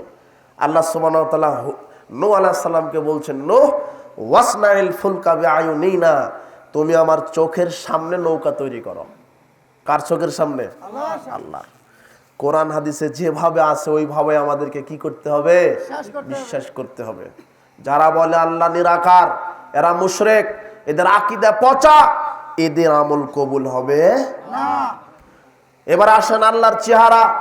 আল্লাহ সুবহানাহু ওয়া তাআলা বলছেন, ওয়ালিল্লাহিল মাশরিক ওয়াল মাগরিব ফায়নামা তুওয়াল্লু ফাসাম্মা ওয়াজহুল্লাহ। পূর্ব পশ্চিম আল্লাহর, যেদিকেই মুখ ফিরাও সেদিকে আল্লাহর চেহারা রয়েছে। আল্লাহ বলছেন, কুল্লু মান আলাইহা ফান ওয়া ইয়াবকা ওয়াজহু রাব্বিকা যুল জালালি ওয়াল ইকরাম। সবকিছু ধ্বংস হবে, একমাত্র তোমার সেই প্রতিপালক, মহিমাময় মহানুভব প্রতিপালকের চেহারা ব্যতীত। কি ব্যতীত? এই যে সূরা রহমানের আয়াত, আল্লাহর চেহারা আছে। এই উপরেরটা সূরা বাকারার আয়াত, আল্লাহর কি আছে? চেহারা আছে। আল্লাহর চোখ আছে, আল্লাহর মুখ আছে। আল্লাহ বলছেন, কাল্লামাল্লাহু মূসা তাকলিমান, আল্লাহ মূসার সাথে সরাসরি কথা বলেছেন। এখন আমরা যে কোরআন হাদিস থেকে পেলাম, আল্লাহর আকার আছে, হাতের কথা বলা হলো, পায়ের কথা বলা হলো, চেহারার কথা বলা হলো, চোখের কথা বলা হলো, মুখের কথা বলা হলো, তার মানে কি আল্লাহ কোনো মানুষের মতো? জি না, এটা বলা যাবে না। লাইসা কামিসলি শাইউন, তার মতো কেউ নাই।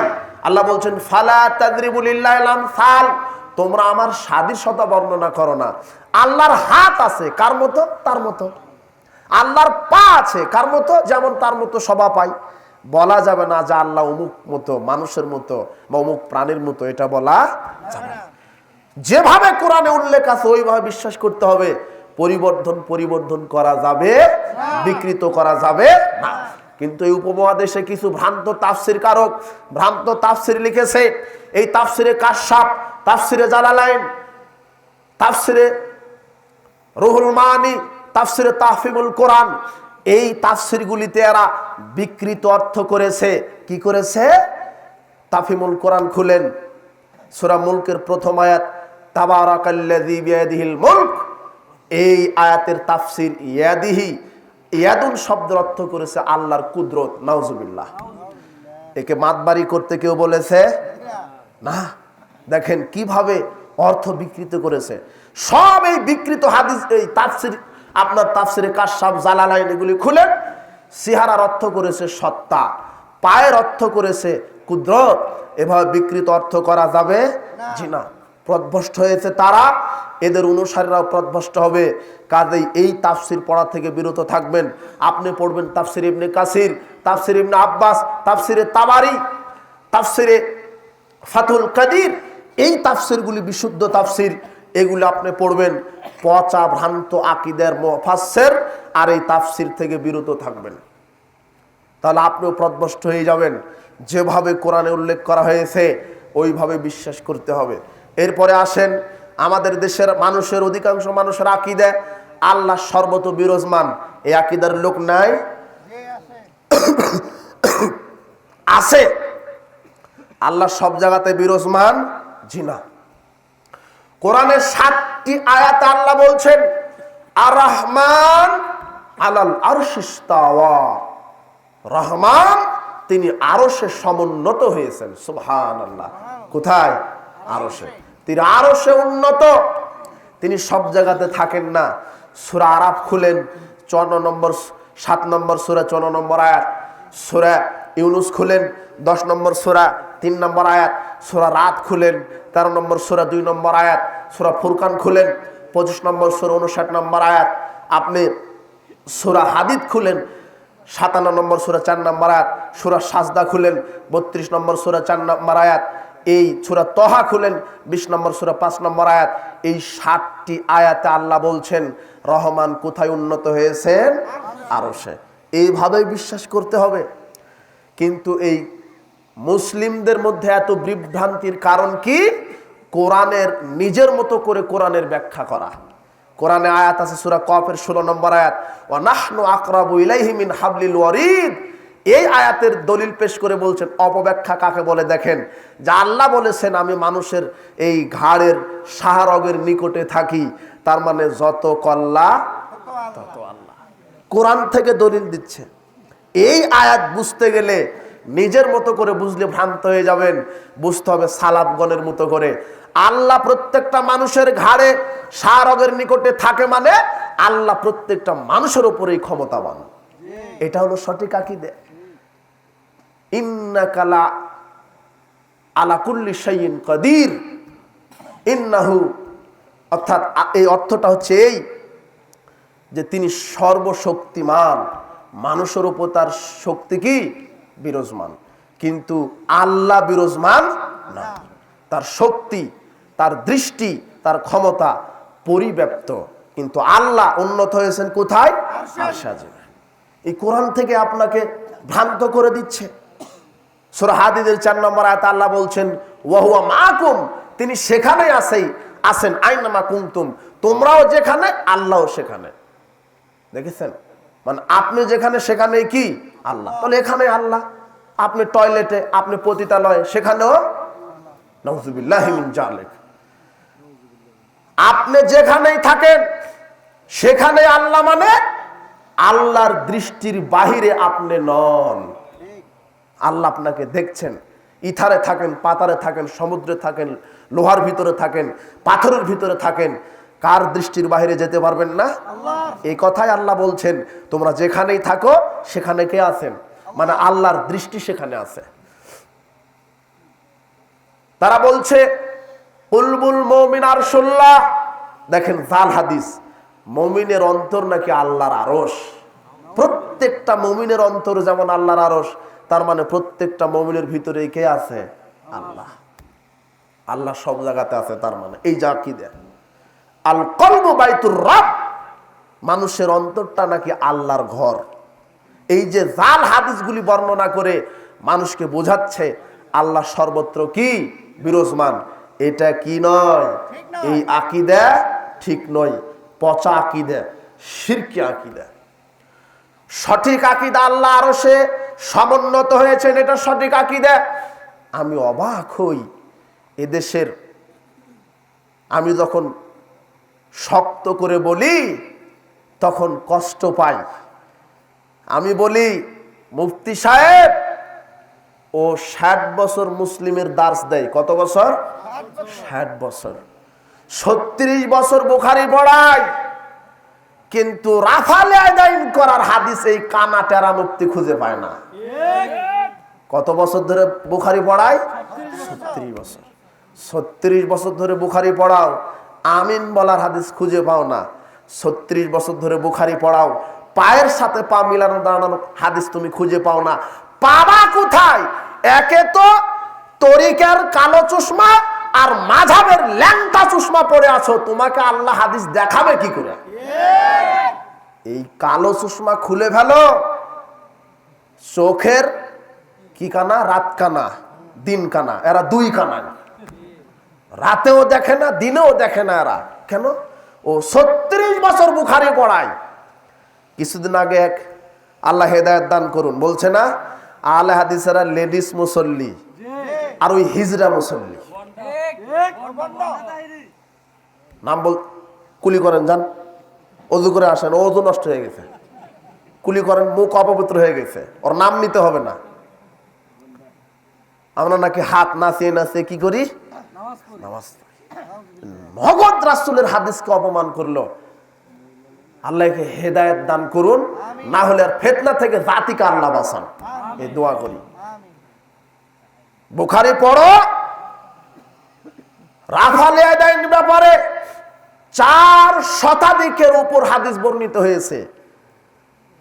রাত কানা, দিন কানা, এরা চোখে দেখতে পারবে না। ও হলো তরিকার চশমা পড়ে আছে, আর আরেক দাজ্জাল কানা চশমা পড়ে আছে, বলছে যে এইভাবে আমরা হাত বাঁধি। ও হলো কানা দাজ্জাল, আর হলো ওই বাটপার। তরিকার একটা দাজ্জাল। এই 2-4 দাজ্জাল মিলে কিছুদিন আগে তো জর্দা হালাল মেরে দিছে। আল্লাহ এদেরকে হেদায়েত দান করুন। তখন আমি বলেছি জর্দা হালাল জর্দা হারাম, এর দলিল কোরআনে নাই তাই জায়েজ। বেটা কুকুর যে হারাম কোরআনে নাই তার মানে কুকুর হালাল, তুই কালকে থেকে কুকুর খাবি, তুই কুকুর খাওয়ারই যোগ্য। এই কাকমুল্লারা এই তাবিজের ফতোয়া দিয়ে মজার ফতোয়া দিয়ে এরাই বাংলাদেশকে শিরকের ফ্যাক্টরি বানিয়ে দিয়েছে। এরা এত এই ধর্মের নামে এত দালালি করে, আল্লাহ এদেরকে হেদায়েত দান করুন। বলছিলাম 36 বছর মুসলিম পড়াও বেটা, আল্লাহ কোথায় আছে এই আকীদা তোমার পরিষ্কার হয়নি, তুমি আবার ওয়ানে ভর্তি হও। এই রাখাল যে গরু ছাগল চালায় এর কাছে তুমি ক্লাস করো। দেখো তুমি মুসলিম খোলো, এই মুফতি সাহেব আপনি মুসলিম খুলেন, 537 নম্বর হাদিস খুলেন। মুআবিয়া বিন হাকাম আস-সুলামি তিনি বলছেন, আল্লাহর নবী কানাতলি জারিয়াতুন, আমার একটা দাসী ছিল, তারা গানামাল্লি কিবালি উহুদ ওয়াল জাওয়ানিয়া, ওই যে উহুদ এবং জাওয়ানিয়ার উপত্যকার মাঝে আমার এই 8-9 বছর 10 বছরের দাসী মহিলা মেয়ে আমার ছাগল চড়াতো। ফাতালাতু জাতা ইয়াউমিন, আমি একদা দেখলাম ফায়দা যিবুকা যাহাবা বিশাতিন মিন গানামিহা, চড়াতে চড়াতে একটা নেকড়ে বাঘ ছাগলকে নিয়ে চলে গেল। আনা রাজুলুম বিনি আদম মিন বানি আদম, আমি আদম সন্তানেরই একটা সন্তান। আসাফু কামাই আসাফুনা, আমি রাগান্বিত হয়ে গেলাম যেমন আদমের সন্তানের রাগান্বিত হয়। ফাসাকাতুহা সাকাতান, রাগে আমার ওই দাসীকে একটা জোরে চড় মেরেছি, থাপ্পড় মেরেছি। ফাতাইতু রাসূল সাল্লাল্লাহু আলাইহি ওয়াসাল্লাম আযযাম আলাইয়া যালিক, রাসূল সাল্লাল্লাহু আলাইহি ওয়াসাল্লামকে এই কথা বলার সাথে সাথে রাসূল সাল্লাল্লাহু আলাইহি ওয়াসাল্লাম বললেন, তুমি বড় পাপ করেছো। তখন আমি বললাম, হাই ইয়া রাসূলুল্লাহ আফালাউতি কোয়া, তাহলে কি আমার এই পাপ ক্ষমা হওয়ার জন্য আমি কি দাসীকে মুক্ত করে দিব? তখন বলছে, আতাইতানি বিহা, এই তুমি তাকে নিয়ে আসো। ফাতাইতু বিহা, যখন আমি আমার দাসীকে রাসূলের কাছে নিয়ে গেলাম, রাসূল সাল্লাল্লাহু আলাইহি ওয়াসাল্লাম প্রথম প্রশ্ন করলেন, এই দাসী আইনাল্লাহ, আল্লাহ কোথায়? তখন এই রাখাল বলছে, ছাগল চড়ানোর রাখাল বলছে, ফিসসামায়ে, আল্লাহ হলেন আকাশে। এই যে দেখেন, রাখাল জানে যে আল্লাহ থাকে আকাশে, আর এই কানা মুফতি বলছে যে বেশ্যালয়েও থাকে। আল্লাহ যদি সব জায়গাতে থাকে তাহলে কোথায় থাকবে? বুঝেননি মনে হয়? আল্লাহ নাকি সব জায়গাতে থাকে। আল্লাহ এদেরকে হেদায়েত দান করে। রাগ কি এমনিতেই হয়? এরাই উল্টা আমাদেরকে বলে আমরা নাকি ইহুদিদের দালাল। আল্লাহ এদেরকে হেদায়েত দান করে। বলছিলাম আল্লাহ হয়েছেন, সমন্বিত হয়েছেন আসমানে অর্থাৎ আরশ আজিমে, এটাই সঠিক আকীদা। কাজেই আল্লাহ সম্পর্কে আমাদের আকীদা সহি হতে হবে, না হলে আমাদের ঈমান আমল কবুল হবে না। এবারে আসেন রাসূল সাল্লাল্লাহু আলাইহি সাল্লাম সম্পর্কে কিছু ভ্রান্ত আকীদা চালু হয়েছে। রাসূল সাল্লাল্লাহু আলাইহি সাল্লাম সম্পর্কে মানুষ বিশ্বাস করে রাসূল সাল্লাল্লাহু আলাইহি সাল্লাম নূরের তৈরি, এটা ভ্রান্ত আকীদা। এই আকীদা ঠিক নয়। জাল হাদিস প্রেরণ করে বলছেন আউয়ালু মা খালাকাল্লাহু নূরি, রাসূল সাল্লাল্লাহু আলাইহি সাল্লাম বলেছেন আল্লাহ আমাকে নূর থেকে তৈরি করেছে। এই হাদিস বানোয়াট, এই হাদিস ঠিক নয়। তারা কোরআনের অপব্যাখ্যা করছে, কোরআনের আয়াতের অপব্যাখ্যা করেছে। তারা বলছে সূরা মায়েদা 15 নম্বর আয়াত, কাদ জাআকুম মিনাল্লাহি নূরু ওয়া কিতাবুম মুবিন, আল্লাহর পক্ষ থেকে এসেছে কিতাব আর সুস্পষ্ট নূর, এটা হলো মুহাম্মদ। হ্যাঁ, অত্র আয়াতে মুহাম্মদকে নূর বলা হয়েছে, কিন্তু তার মানে তিনি নূর দিয়ে সৃষ্টি নয়। তিনি জাহেলি যুগে, অন্ধকার যুগে এসে তিনি কোরআন সুন্নাহর হেদায়েতের বাণী দিয়ে সমাজকে আলোকিত করেছেন। তাই আল্লাহ রাসূলের উপাধি দিয়েছেন কি? নূর। রাসূল সাল্লাল্লাহু আলাইহি সাল্লামের দুই মেয়েকে উসমান রাদিয়াল্লাহু আনহু বিয়ে করেছিলেন, তাই উসমানের উপাধি কি ছিল? জুন্নুরাইন, দুই নূরের অধিকারী। তার মানে কি রাসূলের দুই মেয়ে নূর থেকে তৈরি? উপাধি। এদেরকে আল্লাহ সঠিক বুঝ দান করুন। কোথাও বলা হয়নি নূরের তৈরি, বলা হয়েছে মুহাম্মদ সাল্লাল্লাহু আলাইহি ওয়াসাল্লাম নূর, মানে তার ভিতরে হেদায়েতের নূর আছে। তিনি হেদায়েতের নূর দিয়ে গোটা বিশ্বকে আলোকিত করে দিয়েছেন। এই জন্যই বলা হয় তাকে নূর, কিন্তু তিনি নূরের সৃষ্টি নয়। আল্লাহ বলছেন, কুল ইন্নামা আনা বাশারুম মিসলুকুম, নবী আপনি বলেন আমি তোমাদের মতোই কি মানুষ। সূরা কাহাফ 110 আয়াত, সূরা রুম 20 নম্বর আয়াতে বলছেন, ওয়া মিন আয়াতি আন খালাকাকুম মিন তুরাব, আল্লাহর অনেক নিদর্শনের মধ্যে একটা নিদর্শন, তোমাদেরকে তৈরি করা হয়েছে মাটি দিয়ে। সূরা রুমের 20 নম্বর আয়াত খুলেন।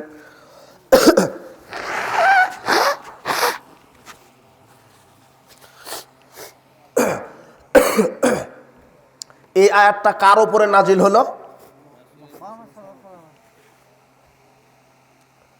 এই আয়াতটা নাজিল হয়েছে কার উপরে? হ্যাঁ, মুহাম্মদ সাল্লাল্লাহু আলাইহি ওয়াসাল্লামের উপর। আল্লাহ বলছেন, ওয়া মিন আয়াতিহি আন খালাকাকুম মিন তুরাব, তোমাদেরকে তৈরি করা হয়েছে মাটি থেকে। তো মুহাম্মদ খালি বাদ নাকি? আরে যার উপরে নাজিল হলো তাকেই বলছেন আমি তোমাকে কি থেকে তৈরি করেছি? মাটি থেকে। কি ভ্রান্ত আকীদার জন্ম দিচ্ছে কোরআনের অপব্যাখ্যা করে। নূর মানে হেদায়েতের নূর। আল্লাহ সুবহানাহু ওয়া তাআলা নবীকে সৃষ্টি করেছেন কোথা থেকে? মাটি থেকেই। এটাই সঠিক আকীদা। আয়েশা রাদিয়াল্লাহু তাআলা আনহা বলছেন, রাসূল সাল্লাল্লাহু আলাইহি ওয়াসাল্লাম বলেছেন, খুলিকাতিল মালায়েকাতু মিন নূর, ফেরেশতাদেরকে তৈরি করা হয়েছে নূর থেকে। অখুলিকাল জান্নু মিন মারজিম মিন নার, জিনকে তৈরি করা হয়েছে আগুন থেকে। অখুলিকা আদম মিন মাউসিফা লাকুম, আর আদমকে তৈরি করা হয়েছে কোথায় থেকে? মাটি থেকে। ইবনে মাজাহ 3270 নম্বর হাদিস, রাসূল সাল্লাল্লাহু আলাইহি ওয়াসাল্লাম বলছেন, নাস ওয়ান নাসু বানি আদম, মানুষ কার সন্তান? আদমের সন্তান। খালাকাল্লাহু আদম মিন তুরাব, আর আদমকে আল্লাহ কোথা থেকে তৈরি করেছে? মাটি থেকে আদম, আর আদম থেকে মানব জাতি। মানব জাতির মধ্যে একটা মানব হচ্ছেন মুহাম্মদ সাল্লাল্লাহু আলাইহি সাল্লাম। তিনি কার তৈরি? মাটিরই তৈরি। কোরআন হাদিসে কোথাও নাই যে নবীকে আল্লাহ নূর দিয়ে তৈরি করেছেন। স্পষ্ট কোরআন হাদিস যে মানুষ কোথায় থেকে সৃষ্টি হয়েছে? মাটি থেকে। এই ভ্রান্ত আকীদা থেকে ফিরে আসতে হবে। এরপরে বলছিলাম রাসূল সাল্লাল্লাহু আলাইহি সাল্লামের ব্যাপারে ভ্রান্ত আকীদা কি? রাসূল সাল্লাল্লাহু আলাইহি সাল্লাম মারা যাননি, তিনি হায়াতুন নবী, এখনো নাকি কবরে জীবিত আছে। দলিল দিচ্ছে কি? মুসনাদে বাজ্জার 6888 নম্বর হাদিসের দলিল দিচ্ছে কি? রাসূল সাল্লাল্লাহু আলাইহি সাল্লাম বলছেন, আল আম্বিয়াউ আহইয়াউন ফি কুবুরিহিম ইসাল্লুন, নবীগণ কবরে জীবিত থেকে সালাত আদায় করে।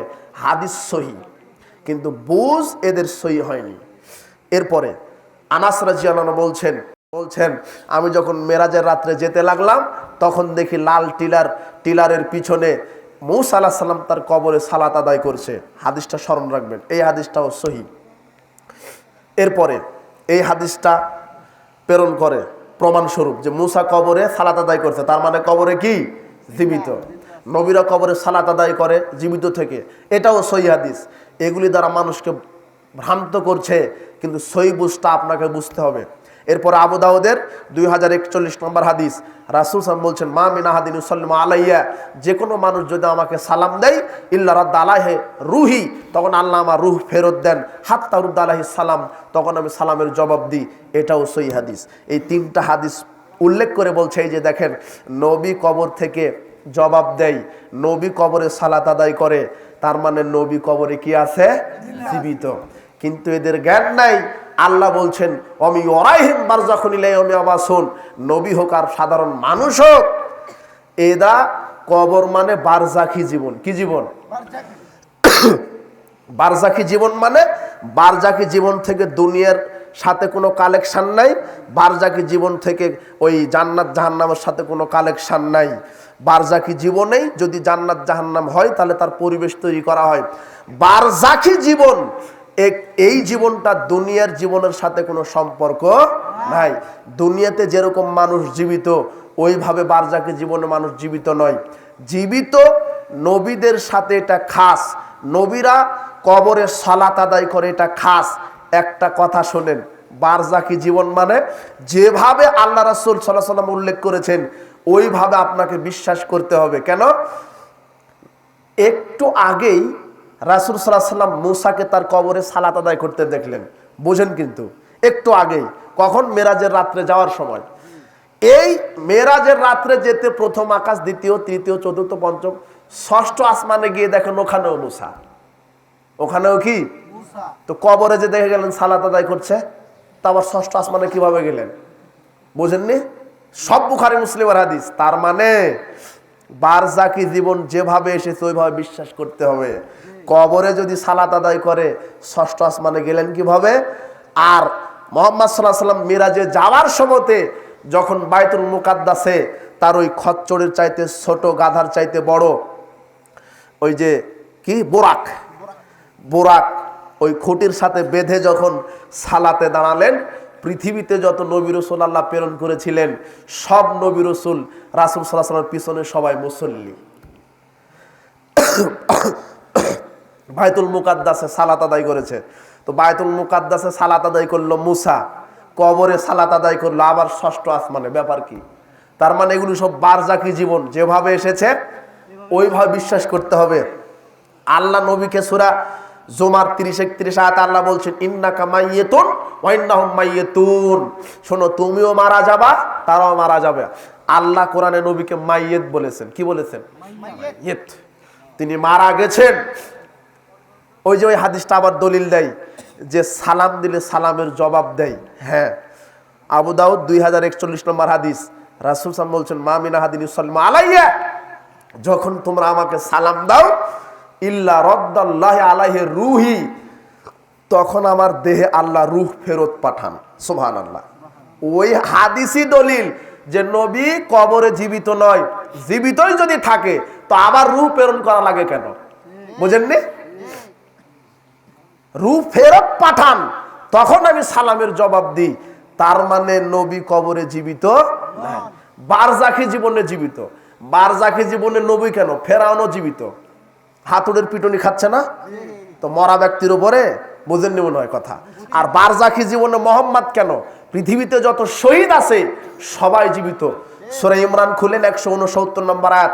আল্লাহ বলছেন যারা আমার রাস্তায় নিহত হয়েছে তোমরা তাদেরকে মৃত বলো না, বরং তারা জীবিত, আমার নিকট থেকে তারা রিজিক প্রাপ্ত হয়। সুবহানাল্লাহ। তো শুধু নবীর ক্ষেত্রে বলেন কেন? এই শহীদগণ এরাও কি জীবিত? কেমন বারজাখী জীবনে? যেমন তেমন। এরা উদ্দেশ্য প্রবণতা ভাবে এই কথা বলে। এরা বলে নবী যেহেতু জীবিত, এই পীরেরা নবীর উত্তরসূরি, তাই এই মরা পীরেরাও কবরে জীবিত। তাই তো এই মাজার খানকার রমরমা ব্যবসা চালু করার জন্য এই ভ্রান্ত আকীদারা চালু করেছে, যাতে মানুষকে বিশ্বাস করাচ্ছে যে কবরে এই পীরও জীবিত আছে, কাজে এর কাছে সিজদা করো, মানত করো, মামলায় ডিগ্রি পাবা, যাদের সন্তান হবে না সন্তান হবে, পাপ ক্ষমা হবে, সুপারিশ করে জান্নাতে নিবে। বেটা তোমার পীরেরই কি হয় বিচারের মাঠে? বাংলাদেশে কি বিড়ি বাবা, ল্যাংটা বাবা আছে না? আরে 10 বছর এরা গোসল দেয়নি, ওর শরীরের কাছে যাওয়া যায় না, ওর মাথার চুল, গায়ের লোম, পাটের ফেসার মতো জট লেগে আছে, তাই না? এই শয়তানের গুমুত খেলে নাকি পেটে বাচ্চা আসবে। পানের পিক ফেলতেই দেয় না, চট করে ধরে নিয়ে খেয়ে নেয়। কেন? পেটে বাচ্চা চলে আসবে। বাপ রে বাপ, কি ক্ষমতা পীরের! ল্যাংটা পীর সানাউল্লাহ অমৃতসরী সেই কালে প্রখ্যাত মোনাজির ছিলেন। সানাউল্লাহ অমৃতসরী, তাকে বলা হচ্ছে যে আমাদের এলাকায় তো ল্যাংটা পীরের আবির্ভাব ঘটেছে। তো তাই তো ল্যাংটা পীরের ক্ষমতা কি? তো ল্যাংটা পীর মানুষকে ক্ষমা করে দিচ্ছে, তোবা করে জান্নাতের সার্টিফিকেট দিয়ে দিচ্ছে। তো তাই সানাউল্লাহ অমৃতসরী এখন ল্যাংটা পীরের সাথে মোনাজারা করতে বসেছে। বলছে তুমি কে? তা আমি ল্যাংটা পীর। তো তুমি পোশাক নাই কেন? তো আপনি বুঝেন না, আমি মায়ের পেট থেকে এইভাবে বের হয়েছি, এইভাবেই মারা যাবো, পোশাক পরবো না। তো বলছে যে আচ্ছা বুঝলাম, তো তোমার এই তুমি যে ল্যাংটা পীর দাবি করছো, তোমার ক্ষমতা জান্নাতের সার্টিফিকেট দেওয়া, তো তোমার এই শরীর ঠিক আছে, কিন্তু মাঝখানে ওই যে সোজা হয়ে আছে ওটা কি? তো বলছে যে ওটা হলো আলিফ। কি? আরে ওটা আলিফ। তখন সানাউল্লাহ অমৃতসরী বলছে যে আহা, আমি এত বছর বয়সে এত আরবি পড়লাম, কায়দা, আলিফ লাম মিম আলিফ বা তা সা জিম হা, এত পড়লাম, কিন্তু আলিফের তো নুক্তা কোনোদিন দেখলাম না। তো নিচে যে 2টা নুক্তা, এই তরবারি নিয়ে আসো, এখনই তরবারি নিয়ে আসো, ল্যাংটা পীরের আলিফকে নোক্তা মুক্ত করতে হবে। তখন ল্যাংটা পীর সানাউল্লাহ অমৃতসরীর 2 পা ধরে বলছে ভুল হয়েছে, ভুল হয়েছে, এটা সব বন্ডামি। হ্যাঁ, বাংলাদেশের আহলে হাদিস যুব সমাজ, আজও যদি তোমরা কোরআন সুন্নাহর এই ঝান্ডাবাই তাওহীদি এই ঝান্ডা নিয়ে যদি সারা পৃথিবীতে তাওহীদের আস্ফালন দাও, আজও বাংলাদেশ থেকে, পাক ভারত থেকে এই ভণ্ড পীরদের কবর দেওয়া সম্ভব হবে। তোমরা মনে রেখো, তোমরা এই সৈনিক, তোমরা আল্লাহর সেনাবাহিনী, সানাউল্লাহ অমৃতসরীর মতো, সালাউদ্দিন আইয়ুবীর মতো, তোমরা সাহাবীদের মতো, মুসাব বিন উমাইরের মতো, ওসামা বিন জায়েদের মতো তাওহীদের ঝান্ডা নিয়ে এখনো যদি শিরক বিদআতের বিরুদ্ধে কথা বলো, আলহামদুলিল্লাহ বাংলাদেশে এমন একটা আস্ফালন তৈরি হয়েছে, বেদাতিরা যতই আমাদেরকে গালি দিক, আহলে হাদিস মানে আতরের ডিব্বার মতো, আতরের ডিব্বা যত নাড়াবেন সুগন্ধি ছড়িয়ে যাবে। ওরা যতই বিরোধিতা করছে, আহলে হাদিস এই সই মানা সারা বিশ্বব্যাপী ছড়িয়ে যাচ্ছে। আলহামদুলিল্লাহ, আজও যদি তোমরা এই কোরআন সুন্নাহ নিয়ে দাওয়াতি কাজ করো, আগামী 10 বছরের মধ্যে এই বেদাতিরা, এই খানকার এই হুজুরেরা পালানোর জায়গা পাবে না ইনশাআল্লাহ। আল্লাহ কবুল করুন, আল্লাহুম্মা আমিন। এই ল্যাংটাপনা, বেহায়াপনা, কবর পূজা, মাজার পূজা, এই মিলাদ কিয়ামের এই টাটকা বেদাতি জিলাপি খাওয়ার অনুষ্ঠান কবর দিতেই হবে ইনশাআল্লাহ, কবর হবে ইনশাআল্লাহ। কাজেই কোরআন সুন্নাহ নিয়ে দাওয়াতি কাজ করতে হবে। আহলে হাদিস আন্দোলন বাংলাদেশ, বাংলাদেশ আহলে হাদিস যুব সংঘ, সোনামণি মহিলা সংগঠন, আলাউন, আপনার ওলামা পরিষদ, প্রত্যেকেই তাওহীদের এই ঝান্ডা নিয়ে যদি আমরা প্রত্যেক স্তরে কাজ করি, ইনশাআল্লাহ আজও বাংলার জমিনে সানাউল্লাহ অমৃতসরীর মতো পীরকে, মাজারকে, খানকাকে কবর দেওয়া যাবে ইনশাআল্লাহ। তোমরা সোচ্চার হও যুবক, আজকে তোমাদেরকে মদ, গাঁজা, ইয়াবা, এই ল্যাংটা মহিলা, এই বিজাতিদের অপসংস্কৃতি তোমাদের ইমানকে নষ্ট করেছে, ওগুলোকে কবর দাও, কোরআন সুন্নাহ আঁকড়ে ধরো, দুনিয়াতে তুমি সফল হবা, পরকালে তুমি সফল হবা ইনশাআল্লাহ। এই দাওয়াত তোমাদেরকে দিয়ে গেলাম। যে যেখানে যুব সমাজ আছো, তোমরা এই জাতির এসেট, তোমরা এই জাতির মেরুদণ্ড। ইহুদি খ্রিস্টানের পরিকল্পনা, তোমাদেরকে যদি ধ্বংস করা যায়, মুসলিম জাতি ধ্বংস হবে, কিন্তু তোমরা কি ধ্বংস হবা? জি না। কোরআন সুন্নাহর উপরে আঁকড়ে ধরো, কোরআন সুন্নাহকে আঁকড়ে ধরো, রাসূল সাল্লাল্লাহু আলাইহি ওয়াসাল্লামের আদর্শকে আঁকড়ে ধরো। সময় নেই, রাসূল সাল্লাল্লাহু আলাইহি ওয়াসাল্লামের অনেক ভ্রান্ত আকীদা ছিল। রাসূল সাল্লাল্লাহু আলাইহি ওয়াসাল্লাম কবরে জীবিত নয়, বারজাখী জীবনে জীবিত। রাসূল সাল্লাল্লাহু আলাইহি ওয়াসাল্লাম এদের আরো একটা আকীদা, রাসূল সাল্লাল্লাহু আলাইহি ওয়াসাল্লাম হাজির হতে পারে। তাই তো মিলাদ মাহফিলে এরা চেয়ার আর রুমালটা দিয়ে কত পাগল দাঁড়িয়ে বলে, ইয়া নবী সালাম আলাইকা, নবী উপস্থিত হয়ে গেছে।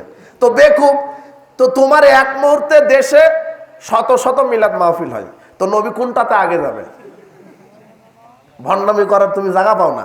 মানে এরা জিলাপি খাবে আর টাকার লোভে, এই পেট পূজার লোভে এরা নবীর এই সুন্নাহকে এরা কবর দিয়েছে। বিচার এদের হবেই। রাসূল সাল্লাল্লাহু আলাইহি ওয়াসাল্লাম হাজির নয়, হাজির নাজির কে? আল্লাহ। হাজির মানে আল্লাহ সশরীরে হাজির হন না, ভুল উল্টা বোঝেন না, তার দৃষ্টি, তার শক্তি আপনার উপরে আছে, বুঝেননি? জি। কাজেই রাসূল সাল্লাল্লাহু আলাইহি ওয়াসাল্লাম সম্পর্কে অনেক ভ্রান্ত আকীদা আছে। আর একটা আকীদা কি? রাসূল সাল্লাল্লাহু আলাইহি ওয়াসাল্লামকে সৃষ্টি না করলে কিছুই সৃষ্টি করা হতো না, এটা ভ্রান্ত আকীদা। লাউলা মা খালাকতুল আফলাক, লাউলাকা লামা খালাকতুল আফলাক। আল্লাহ বলছেন, নবী তোমাকে সৃষ্টি না করলে কাউকে সৃষ্টি করতাম না। এই হাদিস জাল, বানোয়াট। আল্লাহর সৃষ্টিতে কোনো শর্ত চলে না, তিনি কি সৃষ্টি করবেন, কি ধ্বংস করবেন, এই ইচ্ছা একমাত্র কার? আল্লাহ। বলছিলাম নবীর ব্যাপারে এই ধারণা বাদ দিতে হবে। এগুলি হলো কুফরি, এগুলি হলো ভ্রান্ত আকীদা, এগুলি থেকে ফিরে আসতে হবে। সঠিক আকীদা আপনি ধারণ করেন, জান্নাত হবে ইনশাআল্লাহ। পীরদের ব্যাপারে কি? শয়তান বলছে পীর ধরা কি ফরজ, পীর ধরা কি ফরজ। ওই যে এক আলেম বলছে যে পীর ধরা ফরজ, কেন? পিটানোর জন্য। কি জন্য? পিটানোর জন্য ধরা ফরজ। হ্যাঁ, এগুলো উদ্দেশ্যমূলক ভাবে বলে যাতে খানকা, কবর, মাজারের ব্যবসা টিকে থাকে। এগুলো পীর ধরা ফরজ। বলছে যে পীরের মুরিদ হলে সালাত লাগবে না, সিয়াম লাগবে না, জাকাত লাগবে না, এমনিতেই জান্নাত। পীরের মুরিদ হলে কবরের শাস্তি হবে না, পীরের মুরিদ হলে পীর সুপারিশ করে জান্নাতে নিয়ে যাবে, নাউজুবিল্লাহি মিন যালিক। এই আকীদা আছে। আল্লাহ বলছেন ওয়াবুদ রাব্বাকা হাত্তা ইয়াতিয়াকাল ইয়াকিন, মুহাম্মদ তুমি মরা পর্যন্ত সালাত আদায় করো। আর এই শয়তান বলছে যে পীরের মুরিদ হলে আর কি লাগবে না, ভণ্ডামি না? এই সুবল থেকে মুসলিম জাতিকে হেফাজতে রাখুন। পীরের মুরিদ হলে কবরের শাস্তি হবে না। বেটা মরো, তোমার পীরকে কি সাইজ করছে? তুমি খালি মরে দেখো কবরের শাস্তি কাকে বলে। আল্লাহ এই জাতিকে শিরক বেদাত থেকে ফিরে আসার তৌফিক দান করুন। পীরের মুরিদ হলে সুপারিশ করবে, বাহ! একমাত্র ব্যক্তি সুপারিশ করার সুযোগ পাবেন যার নাম মুহাম্মদ সাল্লাল্লাহু আলাইহি ওয়াসাল্লাম। আদম আলাইহিস সালাম সুপারিশ করার ক্ষমতা পাবেন না, ইব্রাহিম আলাইহিস সালাম পারবেন না, নূহ আলাইহিস সালাম পারবেন না, মূসা আলাইহিস সালাম পারবে না। বেটা তোমার এই ভণ্ড পীর পারবে, তা না? মুহাম্মদ সাল্লাল্লাহু আলাইহি সাল্লামকে সুযোগ দিবেন। তারপরও মুহাম্মদ সাল্লাল্লাহু আলাইহি সাল্লাম বলছেন, ইয়া বানি আব্দে মানাফ, হে আব্দে মানাফ সম্প্রদায়, ইয়া বানি আব্দুল মুত্তালিব, হে বানি আব্দুল মুত্তালিব সম্প্রদায়, ইশতারু আনফুসাকুম মিনাল্লাহ, আল্লাহর শাস্তি থেকে নিজেরা বাঁচার চেষ্টা করো। আমি মুহাম্মদ সাল্লাল্লাহু আলাইহি সাল্লাম কাউকে জান্নাত জাহান্নামের ঠিকাদারি নেই। পীর নিয়েছে, বলছে মুরিদ হও জান্নাত, চাদর ছেড়ে দেয়, চাদর ধরে ধরে বায়াত ঘর, সব ভণ্ডামি এগুলা সব।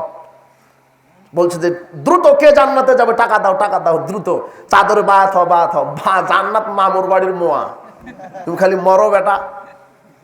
তোমার নেতাকেও দিবে মূর্তি সহ, আর তোমাকে দিবে খানকা মাজার সহ, সেদিন তুমি ঠেকায়ো। মাজারে গেছেন, মাজারে গেছেন, গরু মানত করে আসলেন। তোমার নেতা গেছে মন্দিরে 10 টন গম নিয়ে, আর তোমার বাপ গেছে ছাগল নিয়ে। কেন? তোমার মায়ের যেন আর একটা বাচ্চা হয়। গিয়ে কুমির কচ্ছপকে রুটি খাওয়ায়, যে কুমির কচ্ছপের এত ক্ষমতা তোমার মায়ের সন্তান দিবে। হাইরে পচা আকীদা। শোনো, বাইহাকি 7343 নম্বর হাদিস, রাসূল সাল্লাল্লাহু আলাইহি ওয়াসাল্লাম বলছেন, দাখালা রাজুলুন নারা ফি জুবাবিন ওয়া দাখালা রাজুলুন জান্নাতা ফি জুবাবিন। এই সাহাবারা শোনো, একজন ব্যক্তি জান্নাতে গেছে একটা মাছির কারণে, জাহান্নামে গেছে একটা মাছির কারণে। তখন সাহাবীগণ বলছেন, কাইফা যাকা, এটা কিভাবে সম্ভব? একটা মাছির কারণে জান্নাত জাহান্নাম হয়? তখন রাসূল সাল্লাল্লাহু আলাইহি ওয়াসাল্লাম বলছেন, শোনো, মাররা রাজুলানে মুসলিমানে আলা কওমিন ইয়াকিফুনা লাহুম লিসানামিনা। শোনো, একটা কওমের উপর দিয়ে 2 জন লোক যাচ্ছিল, তারা মুসলিম। ওই কওমের নেতারা মাজার খানকা মূর্তি তৈরি করেছে, তৈরি করে বলছে, নাই কাররিবালি সানামিনা কুরবানান, কিছু মানত করে যাও মূর্তির নামে, মাজারের নামে, খানকায়। তখন একজন বলছে, আমি কি মানত করব? তখন নেতা বলছে, লাউ কুনতা জুবাবান, তোমার কাছে যদি একটা মাছি থাকে মানত করো। লোকটি মাছি মানত করলো। একটা মাছি মূর্তির সামনে, কবরে, মাজারে মানত করার কারণে রাসূল সাল্লাল্লাহু আলাইহি ওয়াসাল্লাম বলছেন, ওর ঈমান নাই, আমল নাই, দাখালান নার, আল্লাহ তাকে জাহান্নামে প্রবেশ করালেন। একটা মাছি। আর আপনি নিয়ে যাচ্ছেন কোটি টাকা, লাখ টাকা, গরু খাসি। আপনার হজ তাহাজ্জুদ ডিলেট হয়ে গেছে, ঈমানই নাই, হজ তাহাজ্জুদ বহু পরের কথা। শুনে রাখেন, কোন পীর, কোন মরা পীর হোক আর জিন্দা পীর হোক, বাংলাদেশের পৃথিবীর কোন মানুষের কোন মরা পীর জিন্দা পীর উপকারও করতে পারে না, ক্ষতিও করতে পারে না। মানুষের উপকার করতে পারে, ক্ষতি করতে পারে কে? কল্যাণ অকল্যাণের মালিক কে? কোন মাজার সেজদা পাওয়ার হক রাখে না। বান্দা একমাত্র সেজদা করবে কাকে? প্রার্থনা করবে কার কাছে? ডাকবে কাকে? এই বিশুদ্ধ আকীদা নিয়ে আমাদেরকে আমল করতে হবে। পীর জান্নাতেও নিয়ে যেতে পারবে না, জাহান্নামেও নিয়ে যেতে পারবে না, পাপও ক্ষমা করতে পারবে না। আল্লাহ বলছেন সূরা ইমরানের 135 আয়াত, ওমা ইয়াগফিরুয যুনুবা ইল্লাল্লাহ, আল্লাহ ছাড়া কে আছে পাপ ক্ষমা করার? আল্লাহ বলছেন। কার পীর নাকি পাপ ক্ষমা করবে? বেকুব, গাধা, একেবারে ভণ্ডামি ধর্মের নামে। আল্লাহ এই জাতিকে এই কবর, খানকা, মাজার পূজা থেকে রক্ষা করুন। আল্লাহ বলছিলাম, পীরের দরগায় মানত করলে বালা মুসিবত দূর হয়। বালা মুসিবত দূর করতে পারে কে? আল্লাহ। এই বিশ্বাস নিয়ে, এই আকীদা নিয়ে আমাদের আকীদা মানহাজকে শুদ্ধ করে আমল করে যেতে হবে, ইনশাআল্লাহ জান্নাত হবে ইনশাআল্লাহ। আজকের ইসলামী জালসায় যত নারী পুরুষ এসেছেন সবাইকে সঠিক বিশুদ্ধ তাওহীদ বোঝার এবং জীবনে বাস্তবায়ন করার তৌফিক দান করে আল্লাহুম্মা আমিন। যারা ইসলামী আজকের ওয়াজ মাহফিল বিভিন্নভাবে দান করে, অর্থ দিয়ে